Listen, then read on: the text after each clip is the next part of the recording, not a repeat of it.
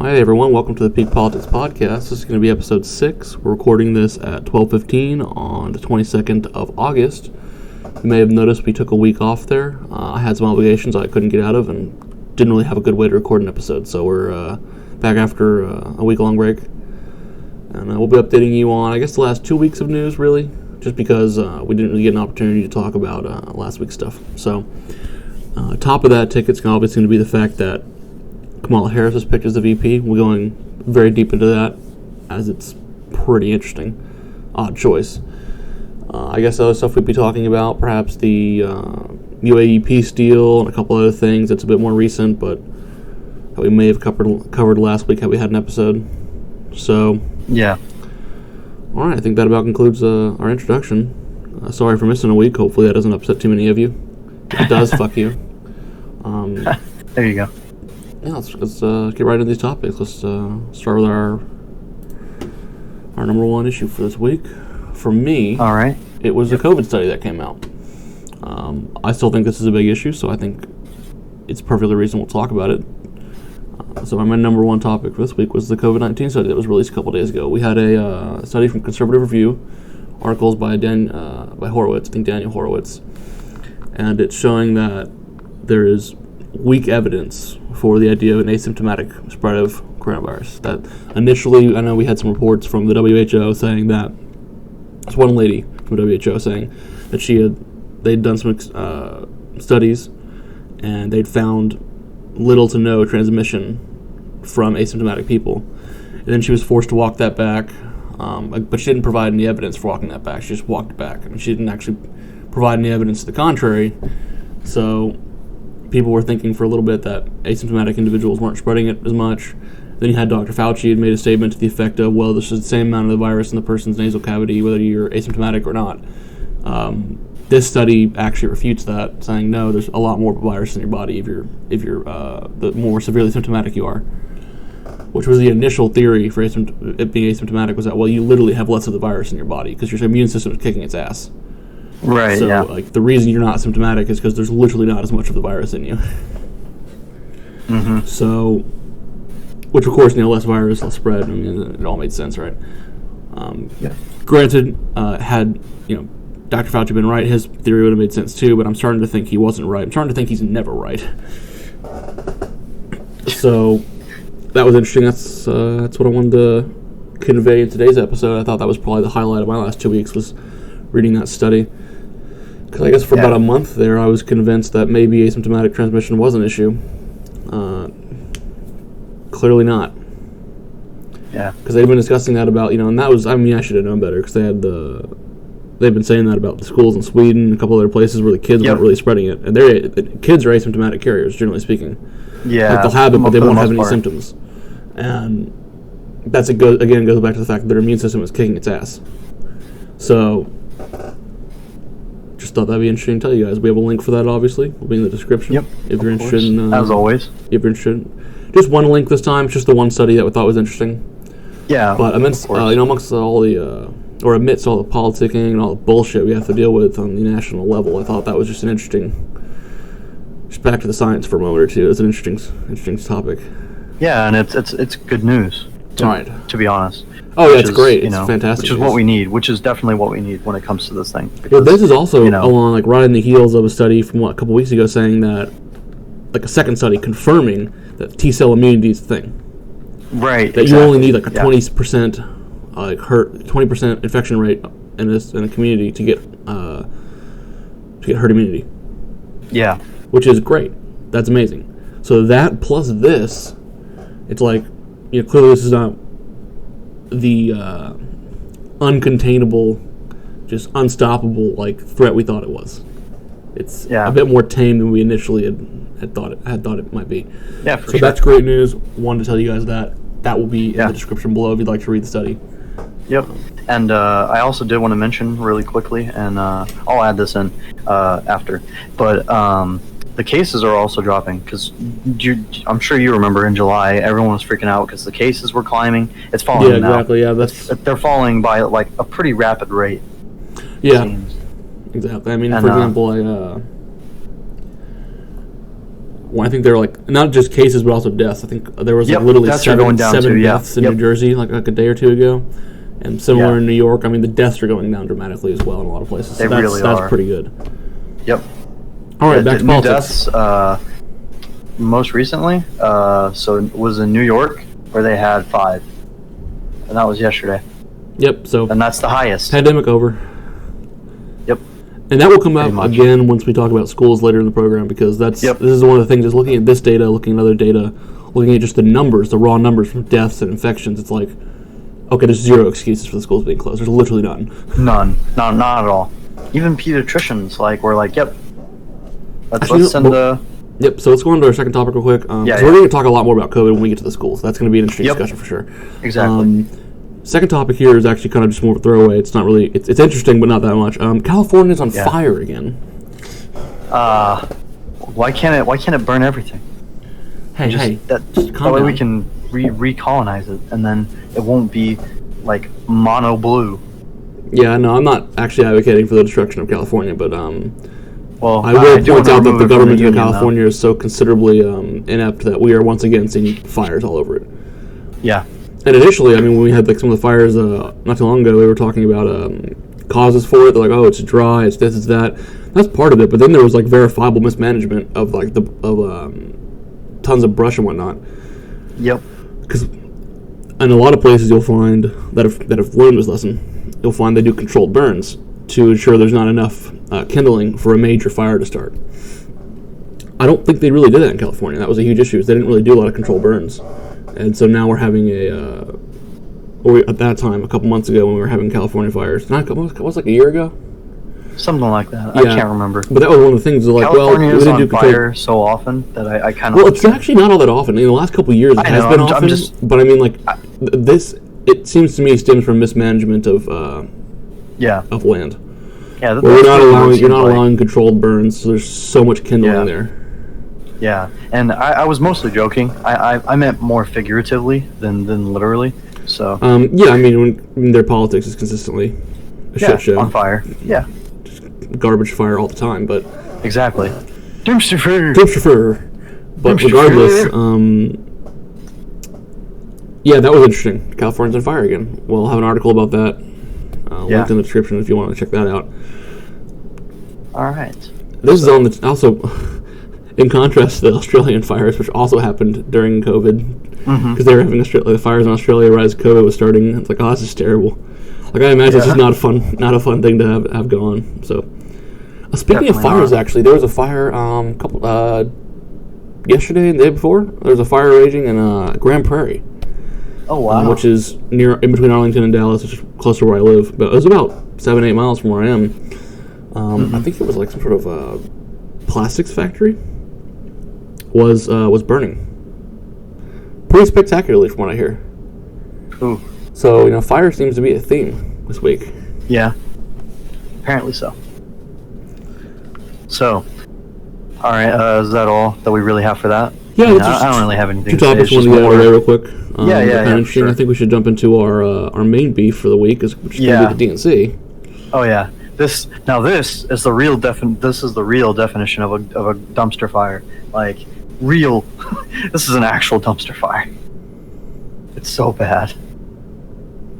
So, first, I want to start with the positives for it. Is that Trump's approval ratings went up during the DNC? Yeah, I know, right? Which is hilarious. It's freaking incredible. Usually you get more exposure for your candidate and their approval goes up, but with Biden, the more exposure he gets, the worse people view him. Yeah, exactly. Yeah, so he went up in the Rasmussen poll from 47 to 51. He jumped 4 points over the course of one night.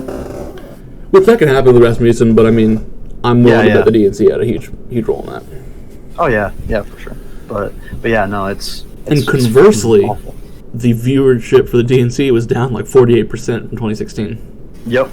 Yeah, I saw a CNN article saying it was down like 20%. Like, some of the numbers, depending on which night you're talking about, is a bit different. But the Federalist had a paper, I think, would have been the first day of the DNC, saying that the viewership was down like 48% from 2016. Yeah. So while Trump's approval surges, Biden's enthusiasm just drops. And this is the thing with that I thought was interesting, is that we're in the middle of coronavirus. Yep. What else do people have to do? Like, most other programs are up. Yeah. In ratings. I mean, that's just wow. Wow. Mm-hmm. How'd you manage that one? It's that enthusiasm, man. It's just not there. Yeah, I guess so. It's just really shocking. I guess that enthusiasm from 2018 has sort of died down. Because I mean, like, because back in 2018 really you didn't have like Biden as the face of the party, so yeah, of course. That's very true. Exactly. Back in 2018 we had I guess we had Nancy Pelosi, which I don't understand the enthusiasm there, but regardless, clearly better than Biden. Yeah, definitely, sure. But it's really telling, and I think it lends credence to something that we may or may not get to later. But I think that that this is kind of showing. I think it shows a general trend, actually. It seems like a 2016 rerun. You know what I mean? Like, we're generally speaking, we're going to see low enthusiasm for Hillary. Although it does seem like we may see more enthusiasm for Trump than we did in 2016, because people actually know what sort of president he is now. Yeah, because he performed like a normal Republican when it comes to the actual election. So I wouldn't be surprised to see him perform better this year. Yeah, there's a decent chance, but the thing is the reason why he did as well as he did was because he won Pennsylvania, Wisconsin, and Michigan, which nobody thought he was going to win any of those. But Hillary just skipped Wisconsin, I think. I think that's what she did. She didn't really campaign there very much, as far as I can recall. Yeah. I'm pretty sure she tried to focus on Florida, and then she got not blown out, but he beat her by a decent margin in Florida, from my understanding. Yeah, and then And so since she spent most of her time in Florida, it kind of screwed her because she lost, a lot of states in the Rust Belt. Well, that's what I'm going to say, like a repeat, is like, they're just states that Biden just straight up doesn't give a shit about. Yeah. Like, he's not campaigning there. He's not really putting any effort into it, as far as I can tell. Yeah. I just feel like it's a rerun in 2016 in terms of like the way his campaign's being run. It's like not good. It's not a good campaign. Yeah. And I would say that it's worse because he's not making like any stops at all. Well, that's COVID though. I can at least give some. Well, it's quote unquote COVID. Oh, hey, we listen, both know that's bullshit. Biden's in bad health. Okay, if he gets COVID, he actually might die. So. Oh yeah, but I can understand why. I highly doubt I can why give they're not doing them some credit for that. And be like, okay, listen, I understand it. Like, okay, fine, excuses, whatever. It's reasonable. Yeah. But he still should be doing some sort of events. Yeah, which he's not. He's really not. Like, it's really minimal. He's not. And we'll talk about that in a little bit, but because I do have that as a topic. Getting off of Biden for a second, what was the highlight for the DNC? Like, for you, what was your highlight? What was your best moment for the DNC? Because I have one that I thought was particularly great. So hold on. So I think it's just that I think it's John Kasich. Really? Yeah, I can see it. Because I love laughing at him.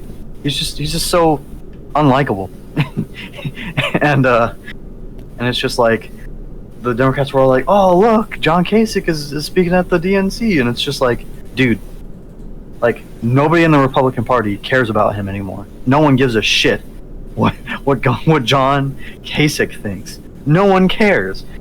Like, this is the same guy who, instead of putting all of his support behind Trump and just sort of just like saying, hey, this is going to be the future of the party, which he now has become, he instead folded, like the freaking pussy that he is, and was just like, oh no, freaking squishy ass Republican.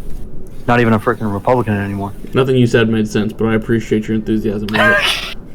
No, but basically just what he did specifically was decide that, okay, it's not him that was wrong, it's the Republican Party that was wrong, and it was time to switch sides. Yeah, no, exactly, dude, the Republican Party made it pretty clear, like, they wanted to go a different direction. Yeah, which they did. Slightly more popular, slightly more, like, blue collar, and yep. If you can't get behind that, okay, bye-bye. Leave. Not sad to see you go. Certainly not going to crap what you think. So, no, definitely. I don't know why he's talking. I'm definitely not sad to see Kasich go. If you want to know what Republicans think of Kasich, look how he did in the primary. Yeah. That's what I think of Kasich. Exactly. Yeah, exactly. Like, we don't give Kasich is... I think I actually like Jeb more.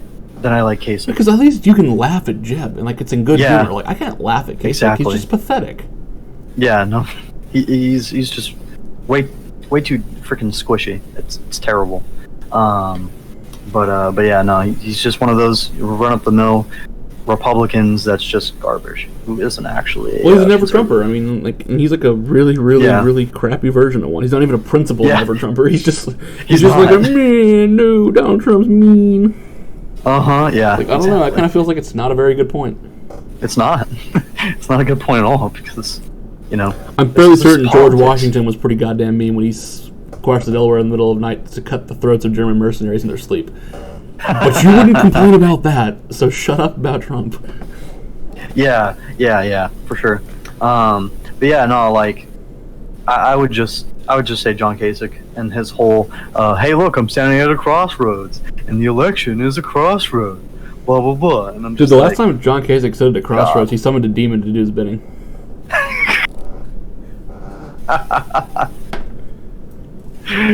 Nice. And this is what he got. He had to sell his soul, apparently, to the DNC. Yeah. So, No, but like, in do you 2020, think this does is his punishment? Do you think that all his political success was a result of that deal, and this is his punishment? Yeah, exactly. Like, as opposed to going to hell and having to pay, like, just literally, they're making him make a mockery of himself like this. That way he can earn his way into hell. Yep, there you go. No, but like, does anyone actually care what John Kasich thinks? No. Like, is there anybody like in the Republican Party or in the like sort of like in the center? Do any of them give a shit what John Kasich thinks? Because I'm pretty sure nobody does. This is the guy who, like we said, performed extremely like terribly in the Yeah, it wasn't primaries a in good 2016, and then went back to being governor of Ohio and sort of just just kept his mouth shut for the rest of his freaking term there, and then now he's gone. Like he's quote unquote retired, at least from running for office, at least for the meantime. But it's just like, yeah, I don't think anyone cares what you think, man. So I'm just like, this is more so just like, really? You can get anyone better? But You couldn't I get don't think anyone they that we could. would actually respect. yeah, exactly. But no, they couldn't do that. They're not able to find anybody else. That's why they had to. Well, I mean, to be honest, if settle. you're a Republican and your whole thing is Trump is so awful, I have to vote for Democrats, and as just a matter of fact, I can't respect you because you're obviously not. You don't see the big picture. No, absolutely Your not. blind rage Too for the fact focused. that this guy isn't a biblical Christian is Yeah. not exactly worth much compared to the communist agenda of the other side. Exactly. Yep. Yeah, And- Trump's a loudmouth jackass. Okay, join the fucking club. This is America. Get used to it. Yeah, exactly. No one. This other thing is this: like, they're like, his behavior is terrible. He's awful. How can we support this guy? Like everyone else in the Republican Party is all like, yeah, we don't like him personally, but what do you want us to do? Roll over and Exactly. die? Do you want to die? You want to be in a Exactly. concentration camp? What is your alternative? Yeah, exactly. And they're like, me, I'll vote for Democrats. Like, go ahead. Okay. You're an You idiot. want to be in that? Go ahead. You want to be making like a penny an hour? Go ahead. Penny an hour. You'll be lucky if you get paid labor at all. You're right. You're right. You're gonna end up in a labor camp breaking rocks for no goddamn reason. Yeah. Like Christ, man. Yeah. I don't know. It's just like, what the hell? Yeah. What do you expect from trying to cut down Republicans right now? If you don't like Trump, you need to run someone in 2024 who is different, who will, you want to go like a back to, like a return to normalcy like campaign for the Republicans. Like, let's get back to our corporate cock-sucking, warmongering, sell out the American people bullshit. Okay, fine, do it. But like, Right. if you actually think the Democrats, with their god-awful economic policy and their damn near outright support for communist policy, is any better than Trump, you're off your fucking rocker. Exactly. You're not thinking You're a right. crazy person. You've got a problem. Yeah, 100%. And Stop. And like, Get help. what's up? Yeah. Yeah. Stop it. Get some help. Yeah, exactly. Like, what the hell are you Yeah. doing? Freaking Michael Jordan. Yeah, exactly, man. I love that meme so much. That's one of my favorite memes to use on people when they're saying something stupid. It's my favorite. So good. But yeah, man, just Kasich being a fig. No, my favorite thing is the Kanye thing with Kobe. Like, oh, what the fuck are you talking about, Kobe Bryant? what the fuck does that mean? Yeah. How many more records can my records break? More records. But are you the same? Are you a different beast and the same animal? What the fuck does that mean, Kobe Bryant? What the fuck does that mean? Yeah, I remember that. Honestly, we need more Kanye content. Like, I'm really sad he's out of the news cycle. He's not been doing anything all that interesting for the last week or two. But like, we really need more Kanye content. Like, that is we do. That is good shit. Because it's freaking hilarious. That's crack cocaine for me, as far as politics goes. That's just can't get enough. Yeah, definitely. Yeah, for sure. All right, let's see. Cool. But so I'll tell you what my highlight was with the DNC. For me, my favorite part was Michelle Obama saying that Trump put kids in cages. Yeah. Like, you literally couldn't be any more wrong. Not only are you wrong, I very distinctly remember the person that did that. It was your husband, woman. Yeah. Like, come on, lady. And not even that, and it wasn't even just that he used them. He had them built. He literally instituted that policy of, like, cages. Exactly. Now, if you wanted to... Now, again, I have a problem with the cages, obviously, because they're not in prison. Yeah. But, like, if you're talking about separation makes sense. You don't put kids in jail for parents' sins. I mean, if the parents have to go to a detention center to await, you know, some court review, yes, you don't put the children in a detention center with them. Like, oh my God, obviously you don't do that. Stupid. I don't understand why they... When was the last time you got arrested and you weren't separated from your kids? Do they go with you? Like, when was the last time you got put in a jail cell and your kids came in with you? Like, can you name a time? Like, the kids have nowhere else to go. What the actual F do you expect them to do? Like, cages are wrong. It's a good thing Trump destroyed the cages. It's a good thing Trump stopped doing that. It's a good thing Trump put a different policy in. Yeah. So, dead wrong. Trump didn't put kids in cages. He brought them out of cages. Your husband put them in cages. He built the cages. Yeah, exactly. Yeah. Oh, yeah, and then also, I'm always going to do this every single time she comes up, but that was my favorite thing, though, like, is that was the highlight for me. Hearing her say that, it's like, oh my God, and people are going to believe that. People are going to hear that and go, that sounds reasonable. Like, oh my God, could you be any more stupid? Yeah, it's or disingenuous. Awful. Like, she's either functionally retarded, or she is disingenuous as all could be. I mean, it's got to be the latter. It's got to be the latter. I don't think she's stupid. I think she's evil at this point. Yeah. That's definitely true. I didn't really have thoughts on Michelle Obama until some of her more recent political activity, where it's like, oh, okay, you are wholly on board with this crap. Oh yeah, no, and I also like how but it's really annoying how she's like, I'm not really I don't really like politics like that, but well then stop. Yeah, exactly. Then stop. We don't want to hear you either. Playing, yeah, we don't want you involved in this either. You know me, I'm not political. Bullshit. Yeah, exactly. Like, Bill Burr had a great segment on that. You know, her Michelle Obama holding the sign, "Bring our girls home." Mm-hmm. It's like about like the kids in whichever Middle Eastern shithole they were in being not allowed to go to school, and it's like, okay, yes, you're gonna look at the American people and tell us to do something about it. That dude across the dinner table is the leader of the free world, with the greatest military ever under his command. You tell him to do something about it. Don't post some bullshit slogan on social media and think you're doing anything. Because that's political. That is politics right there. That is exactly what that is. Yeah. You've always been political. You've never shied away from it. Yep. Now, on the topic of always being political, I'm fairly certain you're not a woman.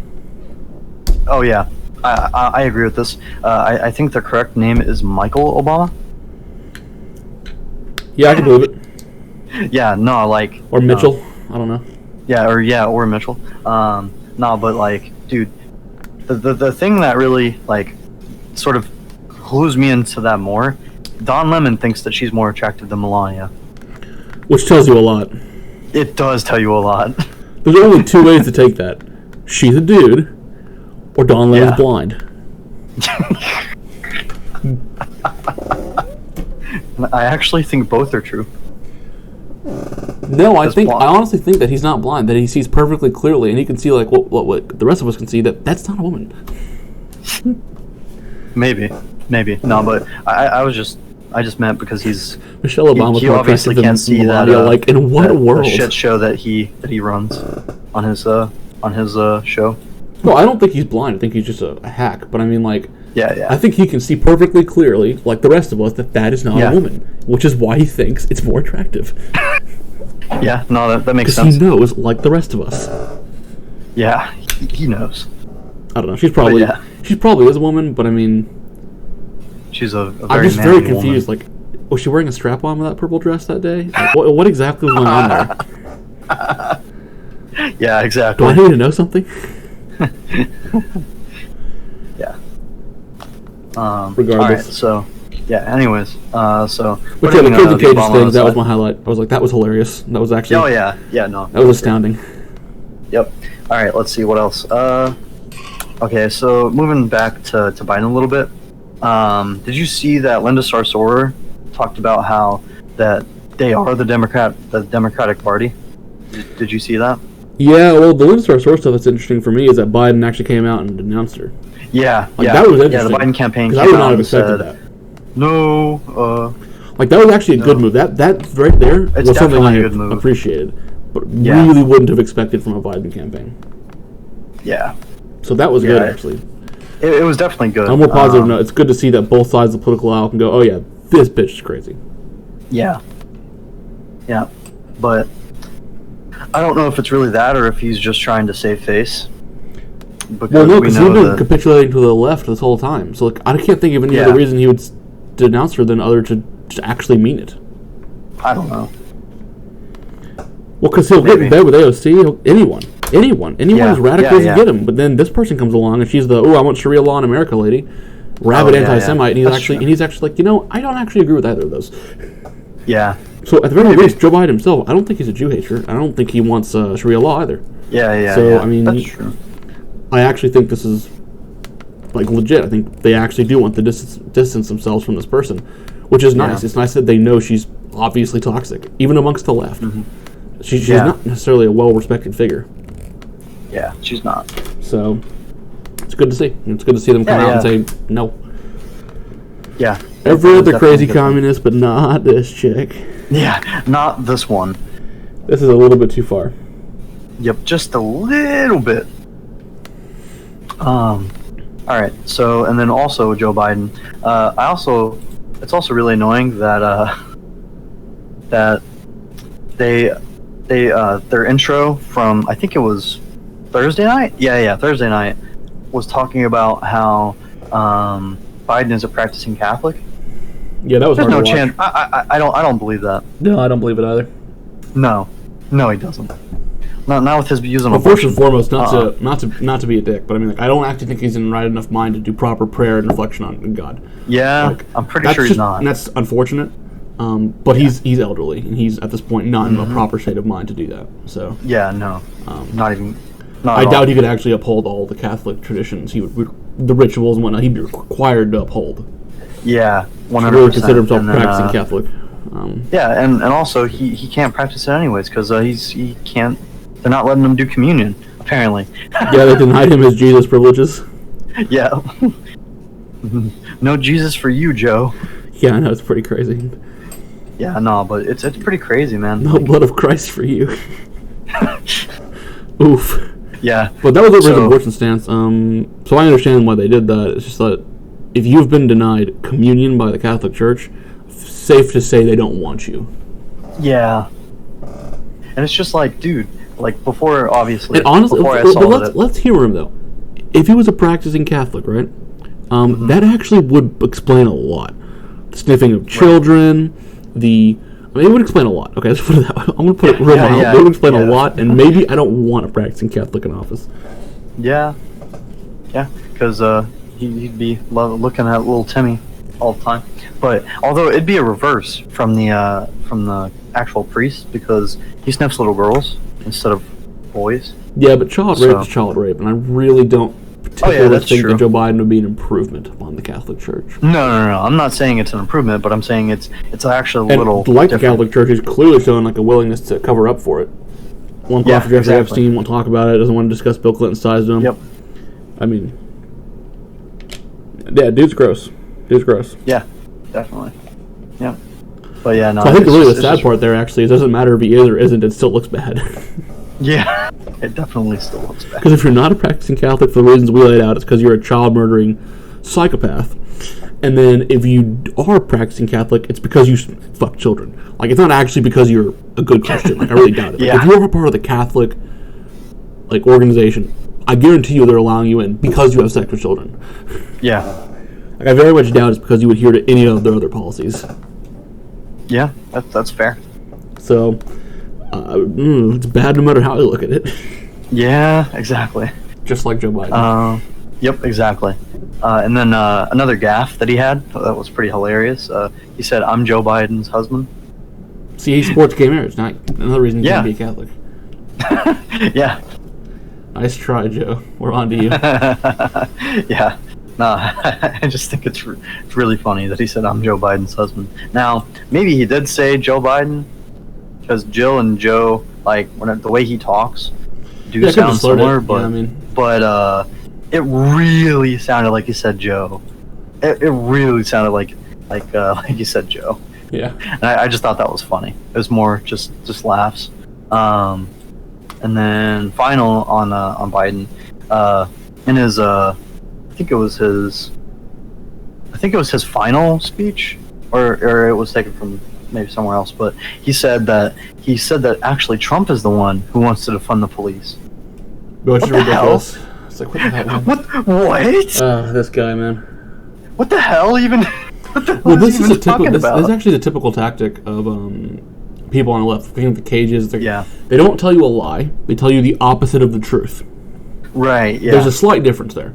A child will lie to you, right? A child will be like, you ask them how many Oreos did you have? You know they had 7. They say, oh, I only had 2. Okay, it's a shade off from the truth, right? Like, it's a lie, but like easy enough to deduce. This is like dystopian sort of like propaganda where they'll tell you the exact opposite of the truth as opposed to the truth. Like, go read Animal Farm, right?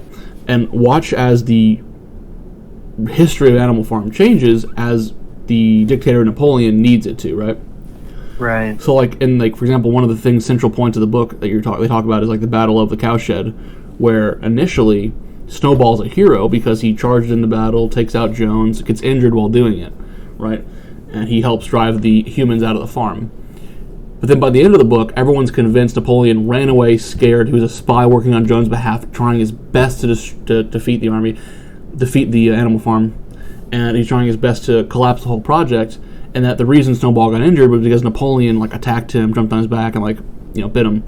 Meanwhile, I don't think Napoleon even participated in the battle, though. Like, the actual truth is Napoleon, I don't think even participated hardly at all. Snowball was legitimately a hero of the battle. Like, ran right into a shotgun blast and just didn't stop.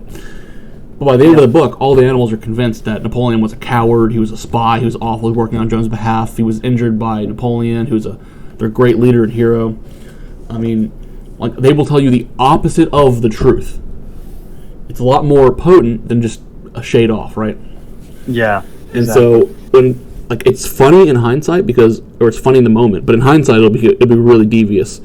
But it's funny at the moment because it's Biden being an asshat. But but it's like stuff like that, stuff like the children in cages crap. Stacey Abrams saying, the results of the election, yada yada yada, they're undermining democracy. It's like, really? You're telling me that? I mean, it's actually pretty sinister. Oh yeah, it really is. So, but yeah, no, it's just crazy because Biden literally said that he was going to cut their budget. Yeah, he outright said, "I'm going to reallocate funds." Yeah. Yep. Which is that's to funding the police. Yeah, it is. So, I don't know what power he has to do that, but he was supporting the policy at the very least. And so, I mean... Yeah. No, Trump is not called for that at all. Nope. The hell are you on about, my dude? Anyway, that was bullshit. Ridiculous. That's what he's on about. Yeah, he's bullshitting. Yeah. I mean, for me, one of the funniest things also with the DNC was the fact that during a couple of the speeches, I don't know who it was, Harris's speech, I think it was, that you had an audience, on panels. Yeah. And it was and 6 of the panels... Well, actually, it was technically 3 of the panels were just not mirrors, sorry, they were duplicates. Yeah, I saw that, you had, 6 slots taken up by 3 people. Yeah. It's like it's only but it's like a 20-person panel, so it's like you couldn't find 20 people to zoom in. Yeah, it's pretty Oh bad. my god. It's pretty bad. I'd feel like a lot worse if they didn't go out of the way to propagandize about it, because you could just have like 15 people on the panel, and I'd be like, oh, yeah, cool. But like for some reason they needed a magical 20. Yeah. People caught on to it like immediately. Like, what do you expect? Yep. What the hell are you doing? Yeah. It's really bad, and I just find it really funny, and this is one of those more like a shade off from the truth, or like a slightly different, like as far as propaganda goes. The DNC, the whole thing was propaganda. Like nothing about it I could find was even remotely authentic or legitimate. No, the closest thing was AOC spouting her BS because she's honest to God a radical. She believes what she says, but everything else just seemed disingenuous as hell. Read Animal Farm, and look at how things are done in that book. Like, that is what this looks like to me. These people look like the pigs from Animal Farm. And they're just trying to convince you of a number of things that are absolute BS. And they retcon stuff, they tell you the opposite of the truth. Just things like that, right? That's just crazy, crazy crap. Like, I mean, just bonkers stuff, man. Yeah, it really is. It definitely is. Like the kids in cages things, I think that thought that was so sinister about that was it felt to me like that moment in Animal Farm, going back to this book, because this is what it really feels like to me, like in terms of like the Orwellian sort of like doublespeak. Like it goes back to that point where Snowball, initially one of the leaders of the Animal Farm, this communist Animal Farm, was drawing up plans to build a windmill to generate electricity to lighten their workload. And Napoleon opposed him like on basically everything he promoted, but especially on this. And then during his initial presentation, where it looked like everyone was going to agree with with Snowball and going to vote for the windmill, all of a sudden 9 dogs like burst into the barn and chased Snowball out. And these are the 9 dogs that Napoleon had taken away earlier during the book that no one remembered, because animals have very short memories. So people had forgotten that he was raising these 9 dogs. He raised them as attack dogs, and then they chased Snowball out. And then like a month later, or whatever it was, after all this goes down, Napoleon goes, actually, the windmill is my plan, and I think it's great, and we're going to build a windmill, and I never opposed it. What are you talking about? And Napoleon stole the plans from me. Snowball stole the plans from me. And it's like, what the hell? It's like the exact opposite of the truth, like the precise and succinct opposite of what actually happened. Exactly. And so it's like the kids in cages things, all this crap. You know, the children spread the coronavirus and are a serious risk for it. Like the exact opposite of the truth is what they'll tell you. 100%. Really, really sinister. But seriously, read Animal Farm. I recently reread it. It's amazing. You should read Animal Farm. It's a very short book, but it's really, really, really to the point. Yeah, I need to do it as well. Yeah, it's like 10 chapters. It's really not hard to read. I read it like in like 2 hours. But for real, read it. It's amazing. That's our little plug. That's a recommendation for the week. Read Animal Farm. Yeah, there you go. It's like $5 on Audible. Just pick it up, man. It's great. Yeah, there you go. All right, so a couple more things that I wanted to touch on from the DNC. I thought it was hilarious that they had a governor's panel, and then they had Stacey Abrams. It's just like, why? I mean, I think it's funny that Stacey Abrams didn't come out and said that she's actually Joe Biden's running mate, and that Kamala stole it from her. Like, I'm waiting for that to happen. Oh yeah, no, that's gonna be great. Then she could pretend to be vice president whenever they lose. Yeah, that'd be nice, wouldn't it? Yeah, that would be nice. Yeah, that'd be hilarious, because then she'd have the ultimate resume. Pretend governor. Pretend vice president. And then whenever Joe Biden dies, pretend president. Yeah, great job. Just schizophrenic loser. Yeah. Not to make fun of mental disabilities, but she has one and she won't admit it. And her teeth are also really ugly too. Okay, listen. Don't make fun of the British, right? Come on. Hey. What? Making fun of the British? No, I'm saying her teeth. Like literally, her teeth are ugly. That was it. Wow, you culturally ignorant asshat. Yeah. The joke with the British, they don't take care of their teeth. They don't do braces. They don't. Oh, dude, that's a joke about the British. Dude, I've never heard about that before. Are you kidding me? This is America. I'm not. You haven't heard about one of our favorite lines of attack against the British? Come on. No. Because John. If you were properly American, you'd know how to mock the British. Come on, Wyatt. What the fuck? I guess. I don't know. All right. So moving on. So the next thing is actually, Bill Clinton. we can actually wrap this into the DNC. I wouldn't even say moving on. We can wrap this up into the DNC because Bill Clinton spoke at the DNC. This is kind of a segue. Yeah. Wyatt wrote an essay, which I helped edit. Yeah. We will include that because it does sum up our thoughts quite nicely. How the hell did this guy even get on the stage? Yeah. Like with all the crap going on, are you kidding me? Yeah. Like, he was great in 2012. Good speech then. I'll give him that. He's not a bad speaker. But now we have like confirmation of a ton of terrible crap on him. Like, how is he on the stage, dude? How is he allowed to represent any part of the Democratic platform at this point? Yeah, it's really bad. It really is, especially because the night he went to the night he was speaking, a picture came out. A couple pictures came out. What's up? A couple pictures came out of him getting massages from this sex slave, Jeffrey Epstein's. Yeah. Now she claims he was a perfect gentleman on the flight, but that doesn't make it any better, unfortunately. It doesn't. And sure, she might have been 22 at the time, but he was on his plane 26 times. And I'm sure most of those go back to before she was 17, or before she was 18. And I'm sure that there are other people who were doing that, doing massages and everything as well. So I'm not really concerned about this specific individual. I'm just saying, like, he's obviously receiving services from these sex slaves on Epstein's planes. Like, maybe it wasn't sexual. Fine. You didn't know there were sex slaves 26 times on this dude's plane. Friend of the guy, and you don't know he's human trafficking. Yeah, bullshit. Everyone else seemed to know. Prince Andrew, George Stephanopoulos. I mean, everyone else seemed to be in the loop here. You're telling me you, the president of the United States, were not? Yeah.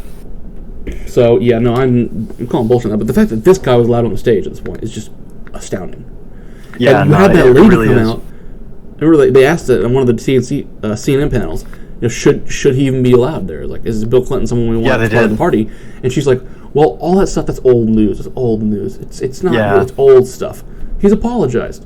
Okay, well, we've met all those same conditions for slavery. It's old news. Yeah. We've apologized. And we're still talking about it. So the old news attack, or it's old news line that we consistently hear when it comes to the Clintons, they can never say, no, we didn't do it, because there's such unbelievable damning proof for the Clintons. It's never, no, we didn't do that. It's old news. Okay, so you did it, and you're just saying it happened a long time ago, so we shouldn't care. That makes no sense. That does not jive with any of the propaganda that the Democrats put out. It's old news. No. Okay, there goes Brett Kavanaugh allegations. It's old news. There goes slavery. It's old news. Well, then stop talking about Donald Trump's like 90s tax stuff. It's old news. God damn, dude. Everything you talk about is old news. Exactly. It's so bad.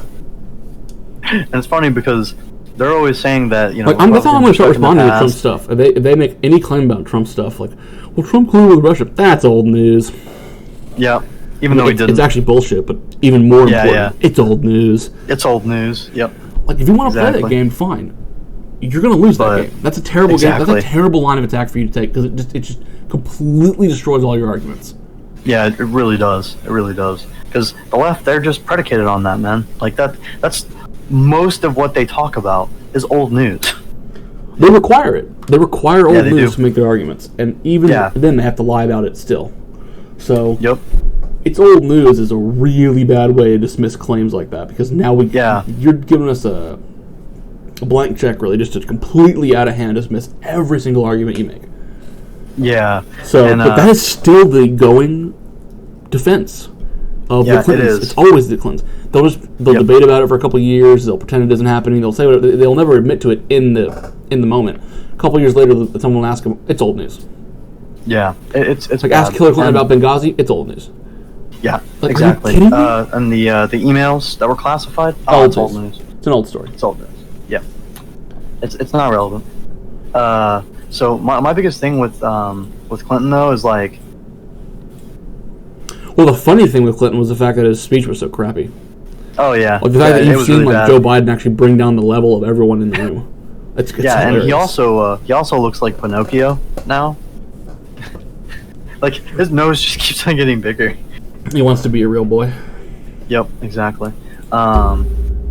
But like my biggest thing with Bill is like the fact that it's like we were saying, like he should have been canceled or Me Too'd at this point, especially with the fact like if you look at like Aziz Ansari, which was kind of just like a bad date. We the standard for the left, Christ, man. Yeah. If you look at Kavanaugh, but like if you see anyone, who's accusing somebody on the right of rape, and they say, oh well, it was consensual. It's consensual at the time, but I later regretted it. That is rape. Coming from the Democrats, they see that as rape. So why is it rape only when it's convenient for you to argue that it's rape? Because freaking Bill Clinton, that what happened with Lewinsky, that's like to a T fits that description.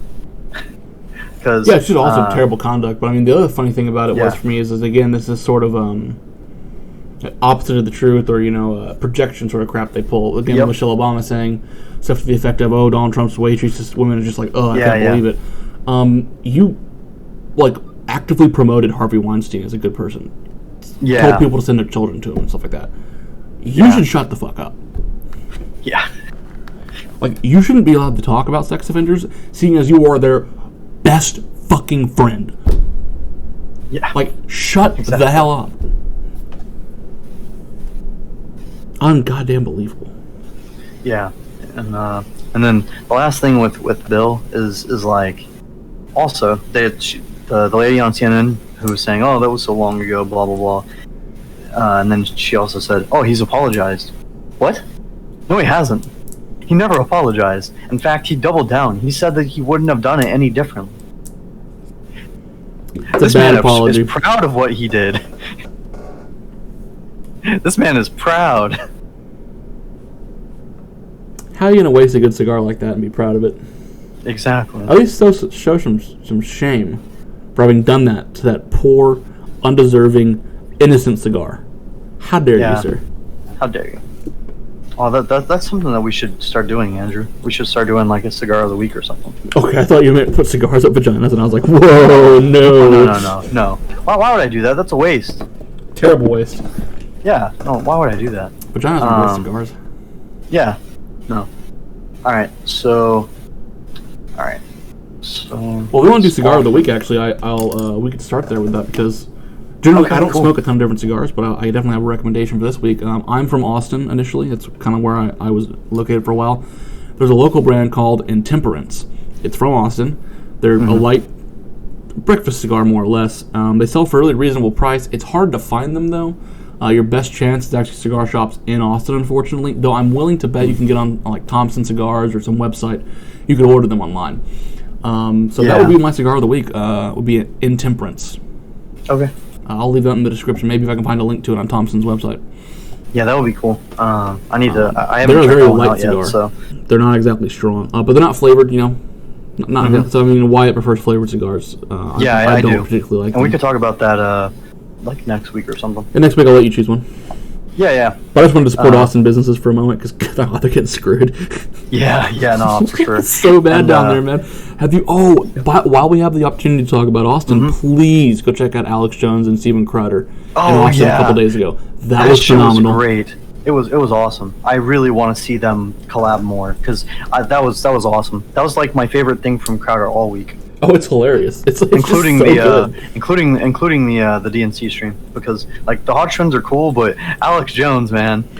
Look, I mean the DNC stream I think was equally good because they got Andrew Klavan on. Yeah. Andrew Klavan was that's true. But he was only on there for like 10 minutes, I think. 15 about. So. Which is 15 minutes of Klavan is worth at least 25 of Alex Jones. Yeah, but Alex Jones was there for like 50 minutes. Yeah. So. I'm just saying it was good. Alex Jones, man, he's just so memeable, and it's great. It's an amazing thing. Well, the funny thing is, like with Alex Jones, like he is the craziest person on his staff. Like because he got other people from his staff to come talk, and they're perfectly reasonable human beings. Oh yeah, they don't sound insane at all. And like if you listen, this is like another thing with Alex Jones. While we're talking about Alex Jones, since we've now gone that direction. Yeah. If you listen to the dude, he's not insane. He is a flamboyant character. He is out there. He likes to be loud. Yeah. He likes to be obnoxious. He likes to say things in a ridiculous way. he actually is not an insane person. He's not really all that crazy. And his staff is quite normal. Like, you had a couple people from the staff come over, some ex-police officers, one young Asian lady. I think she's just a reporter. But I mean, they were perfectly pleasant. They don't strike me as like, you wouldn't know they worked for InfoWars unless they told you. You know what I mean? No. Yeah, you wouldn't know, because they're perfectly reasonable. Most of InfoWars are reasonable. Yeah, the staff on InfoWars all quite professional, from what I can tell. They're pretty good. So I don't typically view InfoWars content, not super interested. Yeah, no, I don't either. But I do love Alex Jones. Whenever he's featured. Yeah, no, Alex Jones is great. And the other thing is, I really like Alex Jones is the fact that he's like 60% right. Yeah. Like whatever predictions he makes in the future, like expect like 60 to 70% of them to be just like dead on. Mm-hmm. Yeah. Like the gay frogs thing, dead on. Like we all laugh at him for that. The Epstein thing. Yep, dead on. Yeah. So yeah. Yeah. So yeah. But all right. Back to Bill. Back. So the next topic was the schools and everything. Well, back to Bill. We haven't talked about Bill enough. Wait, what? We haven't talked about Bill Clinton enough. Yeah, we did. Okay, if you feel that. I mean, to be fair, yes, the less time we talk about him, the better I'll feel, but... I mean, what else do we really have to say? He's a rapist. Yeah. He's a freaking... I don't really know if he's a pedophile, though. Like, I believe he's been to those places. I was about to say pedophile... Adjacent. Well, yeah, adjacent or sympathizer. At the very least. Is pedophile sympathizer going to become the new, like, Nazi sympathizer? Yeah. See, it's not for me, but I understand. Yeah. Just like cuties. God, that was terrible. Yeah. You see stuff like that, and because they were mocking QAnon at like DNC, they were mocking, and like a couple of places, and that reporter was mocking it. It's like you see stuff like that come out, and you think, maybe there's something to this conspiracy theory. Yeah, maybe. Like, and it's hard to Bill really. Clinton, Hillary, Ghislaine Maxwell, Jeffrey Epstein. I mean, yeah, it's. Oh God. Yeah, I mean, these people are actually real human beings. It's like, maybe. Yeah, it Prince sort of Andrew, gives validity George Stephanopoulos. To it. Yeah. Plenty of powerful people here that I can totally believe are involved in some really disgusting crap. Yeah, for sure. All right, that's enough of that. I think we've thoroughly exhausted that topic. Yep. No, I would like to talk about school closures and unions. Specifically, the schools remaining closed. Unions are a part of that, and they're interesting to talk about, but I don't actually think it's the main reason. Yeah. So we have some links here, about 3 of them, discussing some of the stuff going on with the unions, schools being closed and whatnot. I actually also wrote an essay regarding this.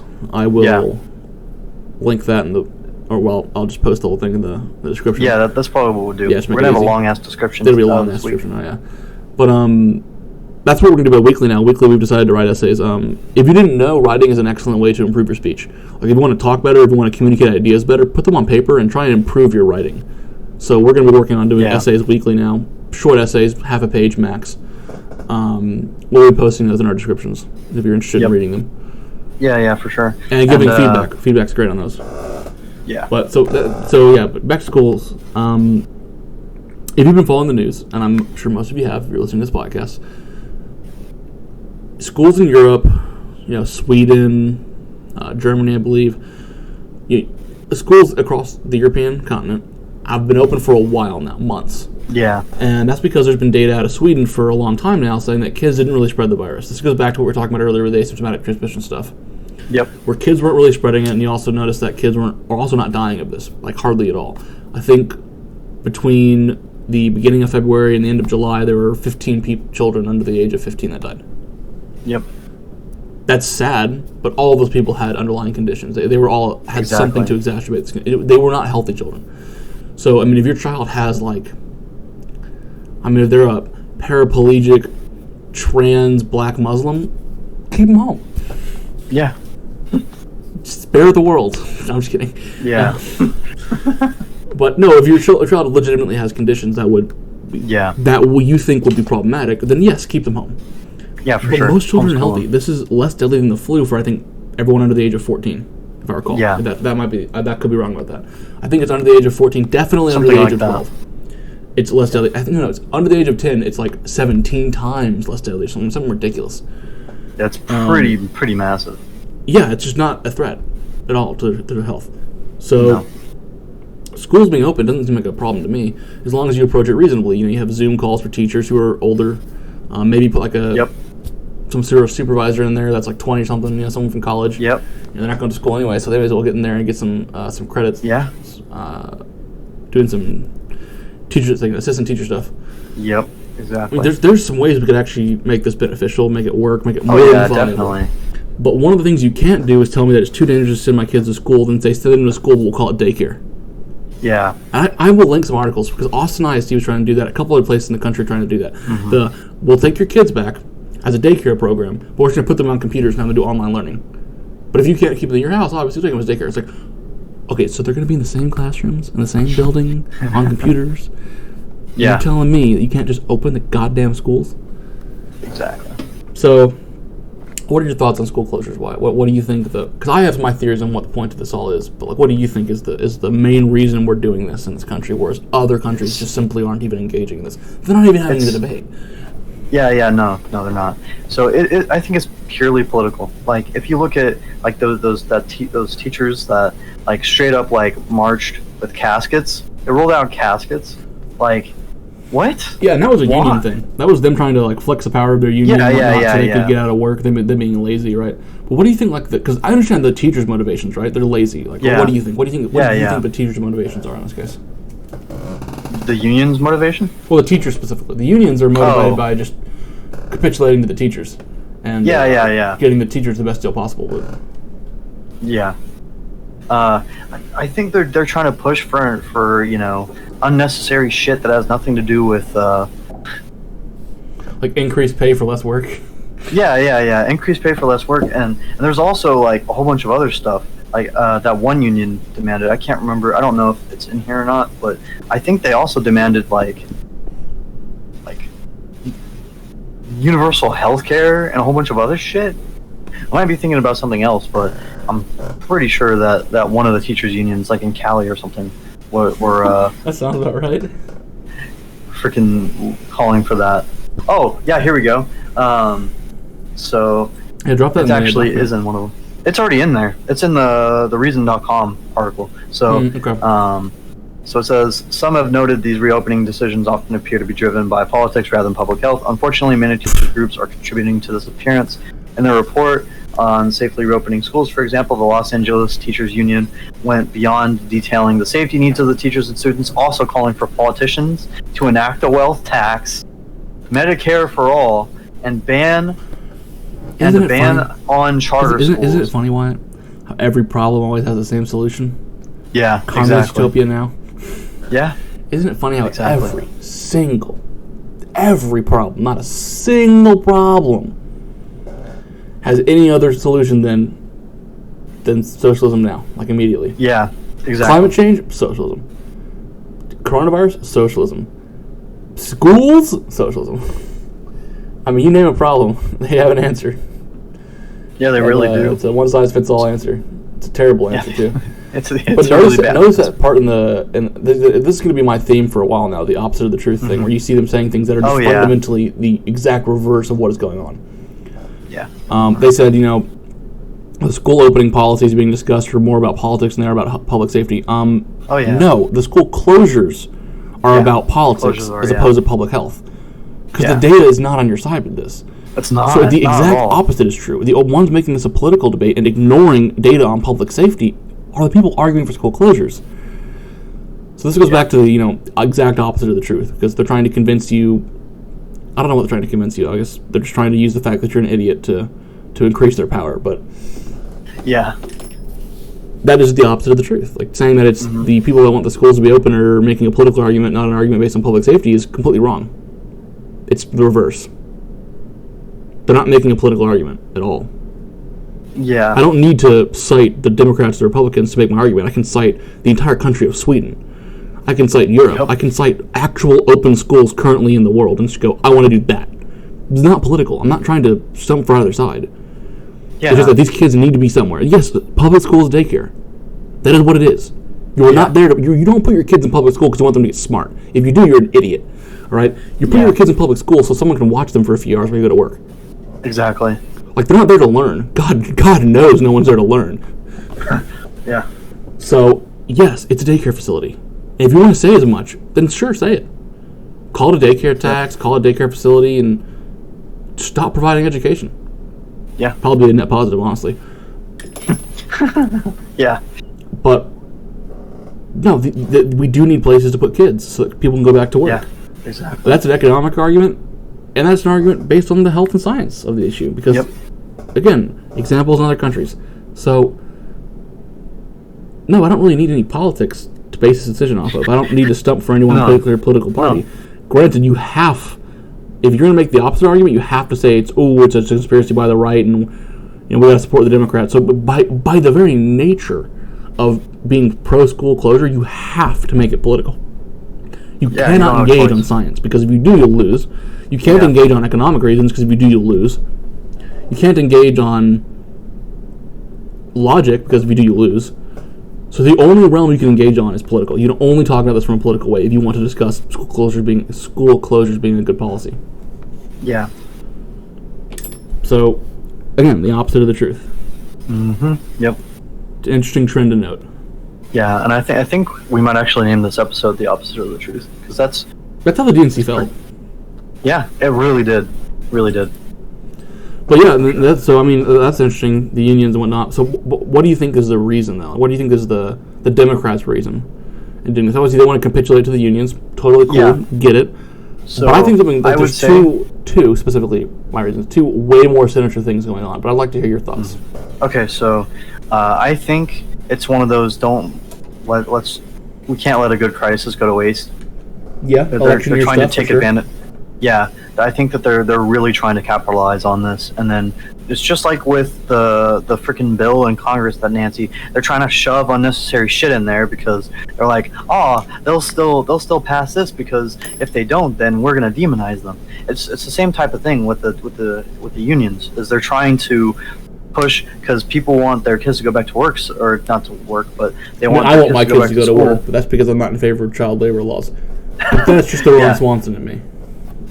Yeah, no. I meant most people, they want their kids to go back to school so that they can go to work and everything. And then the teachers unions are just like, oh, I'm sure you want that, but we're also going to need all this bullshit. I think it's just one of those things where they're trying to. You can do that, but we're going to need all this bullshit, and your children will absolutely die for sure. Yeah. So you're guaranteeing that no one will agree to your crap. that school will remain closed, because parents are like, okay. Like, just on what you're asking alone, we would say no. But the fact that you're also trying to do this fear porn about children dying, like, okay, then yeah. Yeah. So, no, it's crazy. But what do you think the reason is, though? What's the big plan here? What's the big picture? What does this accomplish? To try to push to try to get that stuff through. I don't think so. Because there's no way it's going to succeed. There's no way we're going to take teachers' unions seriously in a time like this. Maybe. So that just may be some crap. Maybe they're trying their hand. What do you think the Democrats' plan is, like, specifically, like the party? What do you think this accomplishes for them? Trying to demonize the right, even though I really think that's what it is. The biggest thing is to try to push their narrative. So you think this is just like pure propaganda? This is just trying to sway hearts and minds regarding the right? Exactly. Okay. Yeah. Well, I really think that's actually. I don't really think that this demonizes the right because the right's so clearly correct about this issue. I think that this is an attempt to make people as uncomfortable as humanly possible. You'll fill them with tons of fear about their children dying, so they won't send them to school. Then work will become harder because they're leaving their kids alone for hours alone. Maybe they don't go back to work because of their kids, But you're putting so much pressure on parents. You're making them feel so uncomfortable with life, so afraid and so scared that they'll do anything to get Trump out of office. That they'll vote your way because they put them in a position where they attach Trump's leadership to all this bad stuff. So I think they're trying to increase fear and panic. Is one thing they're trying to do. Yeah, I definitely agree with that. And then I think the other thing is that this is probably the more sinister part is, along with their online learning and whatnot, I've seen that I saw some articles saying that parents were not allowed to view the online learning sessions. Yeah. And it's like, I feel like this is a good way for them to increase the amount of propaganda they put in public education, and also because they know for a fact that I think like 40% of kids never did a single online learning lesson since like school was suspended. So this is also a way, because a lot of those kids got passed anyway, regardless, you know? Mm-hmm. So this is also a way for them to dumb down children even further, making them better voters for Democrats. So I think this is just like a general, let's decrease the quality of education, increase the price, increase the propaganda, so more voters for us, more power for us. And then also it's to separate, it's to attach this sense of fear and panic to Trump's presidency regarding, you know, to make mothers afraid, to make parents afraid of having Trump in office because of what it means for their kids. So I think there's an election goal, and then I think there's a, like, off in the future kind of goal here. So there's like an immediate plan, and then I think there's the long term of let's once again make public education worse so that we can get more voters. Yep. That's what I feel is going that's on. I definitely think that's a pretty good, so I guess... Because the unions are ridiculous, summary. and no one really respects them at this point. Like, they're just so ridiculous. I don't see the unions going, we want, like, socialism, and people anywhere, and I don't see anyone in the country going, oh, that makes sense. Let's vote it in. Yeah. That's ridiculous. No one's listening to the teachers' unions. So I don't think the unions are really the big point here. But the unions are a problem because they're helping the Democrats profusely. Yeah, they are. But I don't consider them, like, the main issue. No. I got you. I agree. I think you summed it up pretty well there with your thoughts. I think that's definitely, I definitely agree with you there. Any more on schools and whatnot? I mean, I guess we should talk about the coronavirus itself if you actually want to talk about the science behind it, because we have a link to an article above, and you can go look at Europe and whatnot. One of the things I want people to think about is, like, and this is in my essay as well, is that look at Europe. You know the media promotes fear and panic when it comes to this stuff. If kids were dying en masse in Europe, wouldn't you know about it? Wouldn't that being screamed at the top of their lungs daily? Yeah. So the fact that you're hearing nothing about dead children in Europe tells you there are no dead children in Europe. This is not a exactly. thing. Your kids are safe to go back to school. So, you know, I think that's something that should be taken into account. Oh yeah, for sure. Is the media's role in all of this. But I think we've covered it. Yeah. I think Wyatt, this next topic is going to be all you, man. You have a lot more to say about Kamala than I do, generally speaking. All right. Kamala. Should I say camel toe? Camelot. Someone needs to pull the stick out of her ass. The chosen one. Yeah. So we need King Kamala Donald was Trump, picked. the chosen one, to pull the stick out of this lady's ass. There you go. First, when it comes to Kamala, I want to say we were right because we predicted that it was going to be Kamala. Yeah, that was a prediction, like, based on probability, but I gotta say, I am surprised, though. Like, I am legitimately shocked this was someone I actually am surprised because like, it was sort of the one that I wanted. It's just like Trump. Like, she was my first pick. I was like, yes, make it be her because she's the worst out of all of them. Yeah, she was our favorite choice. To attack. What's up? She was our favorite choice. Like, I can't believe they went with it. Like, they took her advice on something, finally, guys. Yeah, I know. They're finally listening. They're throwing in the election, just like we asked them to. Yeah. So, I mean, like, it's crazy. Like, what the hell? It's just so funny. So, Kamala, I'm so glad we get to talk about this. There's so much dirt on her. First is how she originally got into politics. So she got into politics because she was dating the former San Francisco Willie Brown. Sorry. I felt the need to make the joke. Regardless, she literally just slept her way into politics, but yeah, it's hilarious. Yeah, she actually did. So she had while he was married, she was dating Willie Brown, who was the mayor of San Francisco, and then she turned on him, like, immediately. Yeah, like the second she was running for office, whatever office she was running for, and like they were like, "Oh, corruption claims of Willie Brown. You guys he's dating." He was like, never mind. He's terrible. He sucks. Yada yada yada. We don't talk. He's the worst." Yeah, and like he appointed her to 2 different positions after they were dating, and then she became the DA, and then she turned on him, like just like you said, like on a dime, and so.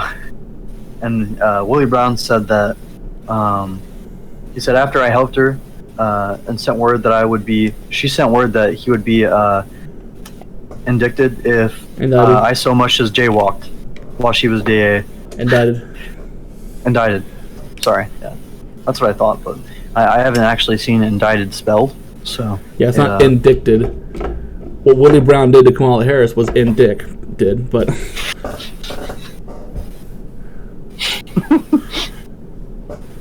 got her. I apologize. Oh man, that was good. I was not expecting that.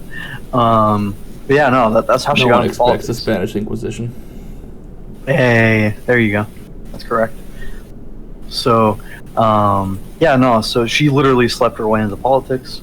I really like that Joe Biden and Kamala Harris logo, where Harris is 2 legs, like up in the air. Did you see that? No, I didn't. Yeah, so, there's some people on the right that are making that part of the logo,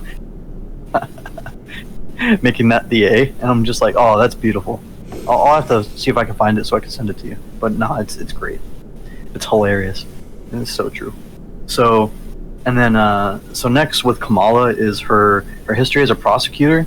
So this woman, yeah, continuing her habit of being a filthy slut. Yeah, exactly. She decides to do this crap. Yeah, so she went hard without any evidence, and then as soon as there's evidence to the contrary, I'm just going to hide it because I want to make my record look good. Yeah, so she fought for harder sentences for drug crimes, for like non-violent stuff. Yeah, which is crazy. Yeah, like that's the left would hate that. They do hate that. Yeah. Yep. And for good reason too. Yeah, no, like she locked up, what was it, about 1,500? I think people for marijuana use, and in addition to that, she also went after children truancy, and she tried to. I don't know if she tried to or she did. No, like, she went after the parents. Yeah, sent out letters regarding the DA's new policy saying that yes, we'll put you in jail if you do not, like up to a year. If your child does not go to school. Yeah, if your child. It's just like. Well, that's the other thing. Is like back to school and education, real quick. It's mandatory. You will be educated.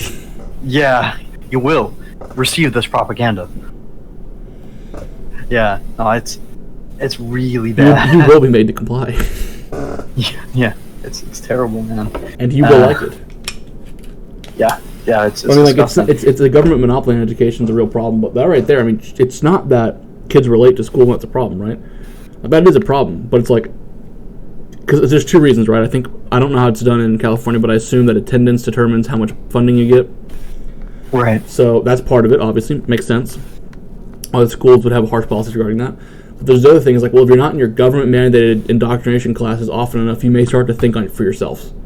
You may be a free-thinking human being, and that's a terrifying thought to these people, Democrats specifically. Yeah, it is. So the Democrats can handle that. So of course they'll try and put parents in jail. Now, what happens when your mother or father goes to jail, children? Whose care do you end up in, generally speaking? Yep. Well, either another relative or the government. Yeah. So one way or another, the government will have your children. Yeah. They're going to. They're trying, man. Yeah, they really are. So the truancy stuff is just bonkers. It's like, what the hell? Yeah, it's pretty bad. And then also the case. So a judge found that Harris's prosecutor failed to turn over DNA evidence, including that the stepdaughter that had repeated. Oh, so this is about a case.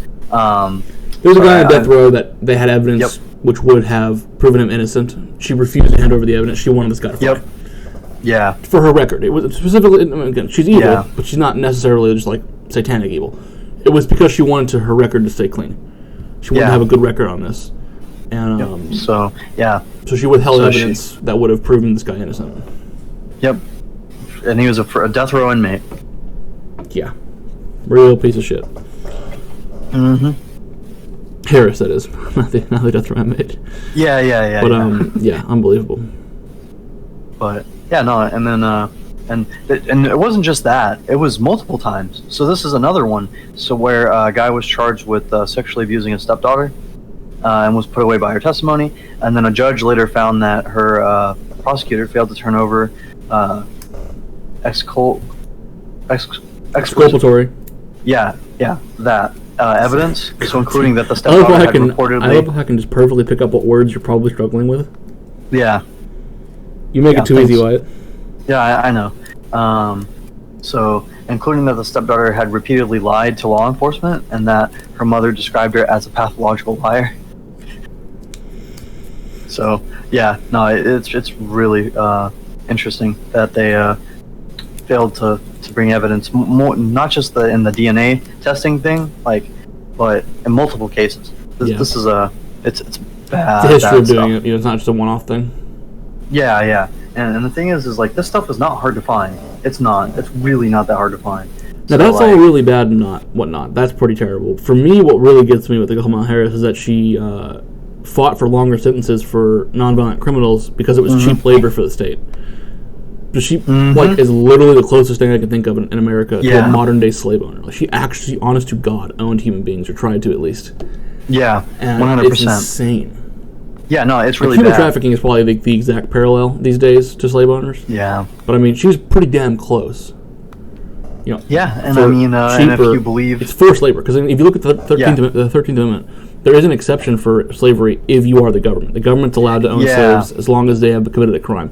So if you've committed a crime and you are put into a jail, put into a facility that allows for that sort of like labor, the government has, as long as you're not like some maximum security, like prison or whatever. But if the government thinks you're capable of doing it, then the government has a right to make you do manual labor, to have you do slave labor. That's in the 13th Amendment. Now, I don't know if the government should have that right. That's a debate we can have at a separate time. Oh, yeah. But it's definitely in there. So, like, the government considers it slave labor, which is why I'm going to call it slavery. Yeah, she's exactly. She's a slave owner. Yeah, for sure. Like the rest of her family. Yeah, exactly. So, so on that note, so for those of you who don't know, her father claimed that they are direct descendants of slave owners in Jamaica. So yeah, it's again, the left had any standards. Yeah, exactly. Aside from double standards, it's really bad. They would care about this. Yeah, but they don't. The thing that's really bad is he was bragging about it.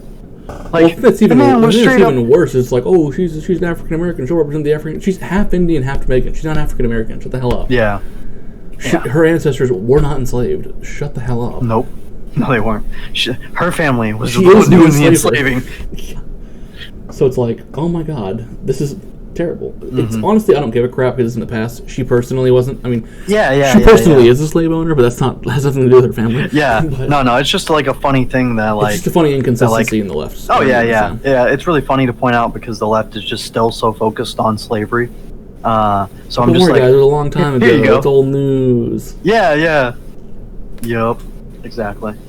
And then so my favorite thing about all this is that with those 1,500 people at least that she threw behind bars for the marijuana related offenses, is that she, while doing so, she I don't think I think it was after, but she laughed about it. Like, she was interviewed on, I think it was the Breakfast Club or something. Yeah, she cackled about it. The whole people in jail for marijuana. And then she said she did marijuana. I don't believe she did marijuana, but I very much doubt that she actually. She said she did to get like the votes, to be a pandemic. Yeah. Oh yeah, for sure. And then she was caught in a lie because she said like, "Oh, I was listening to Tupac." It's like, no, the hell you weren't. He hadn't released an album yet, idiot. Yeah. And she said that that I was in college, and she graduated college in I think 88 or 89, and then she. Isn't Tupac 93 for his first album, or was it 91? Pac, I think his first. Hold on. Excuse me.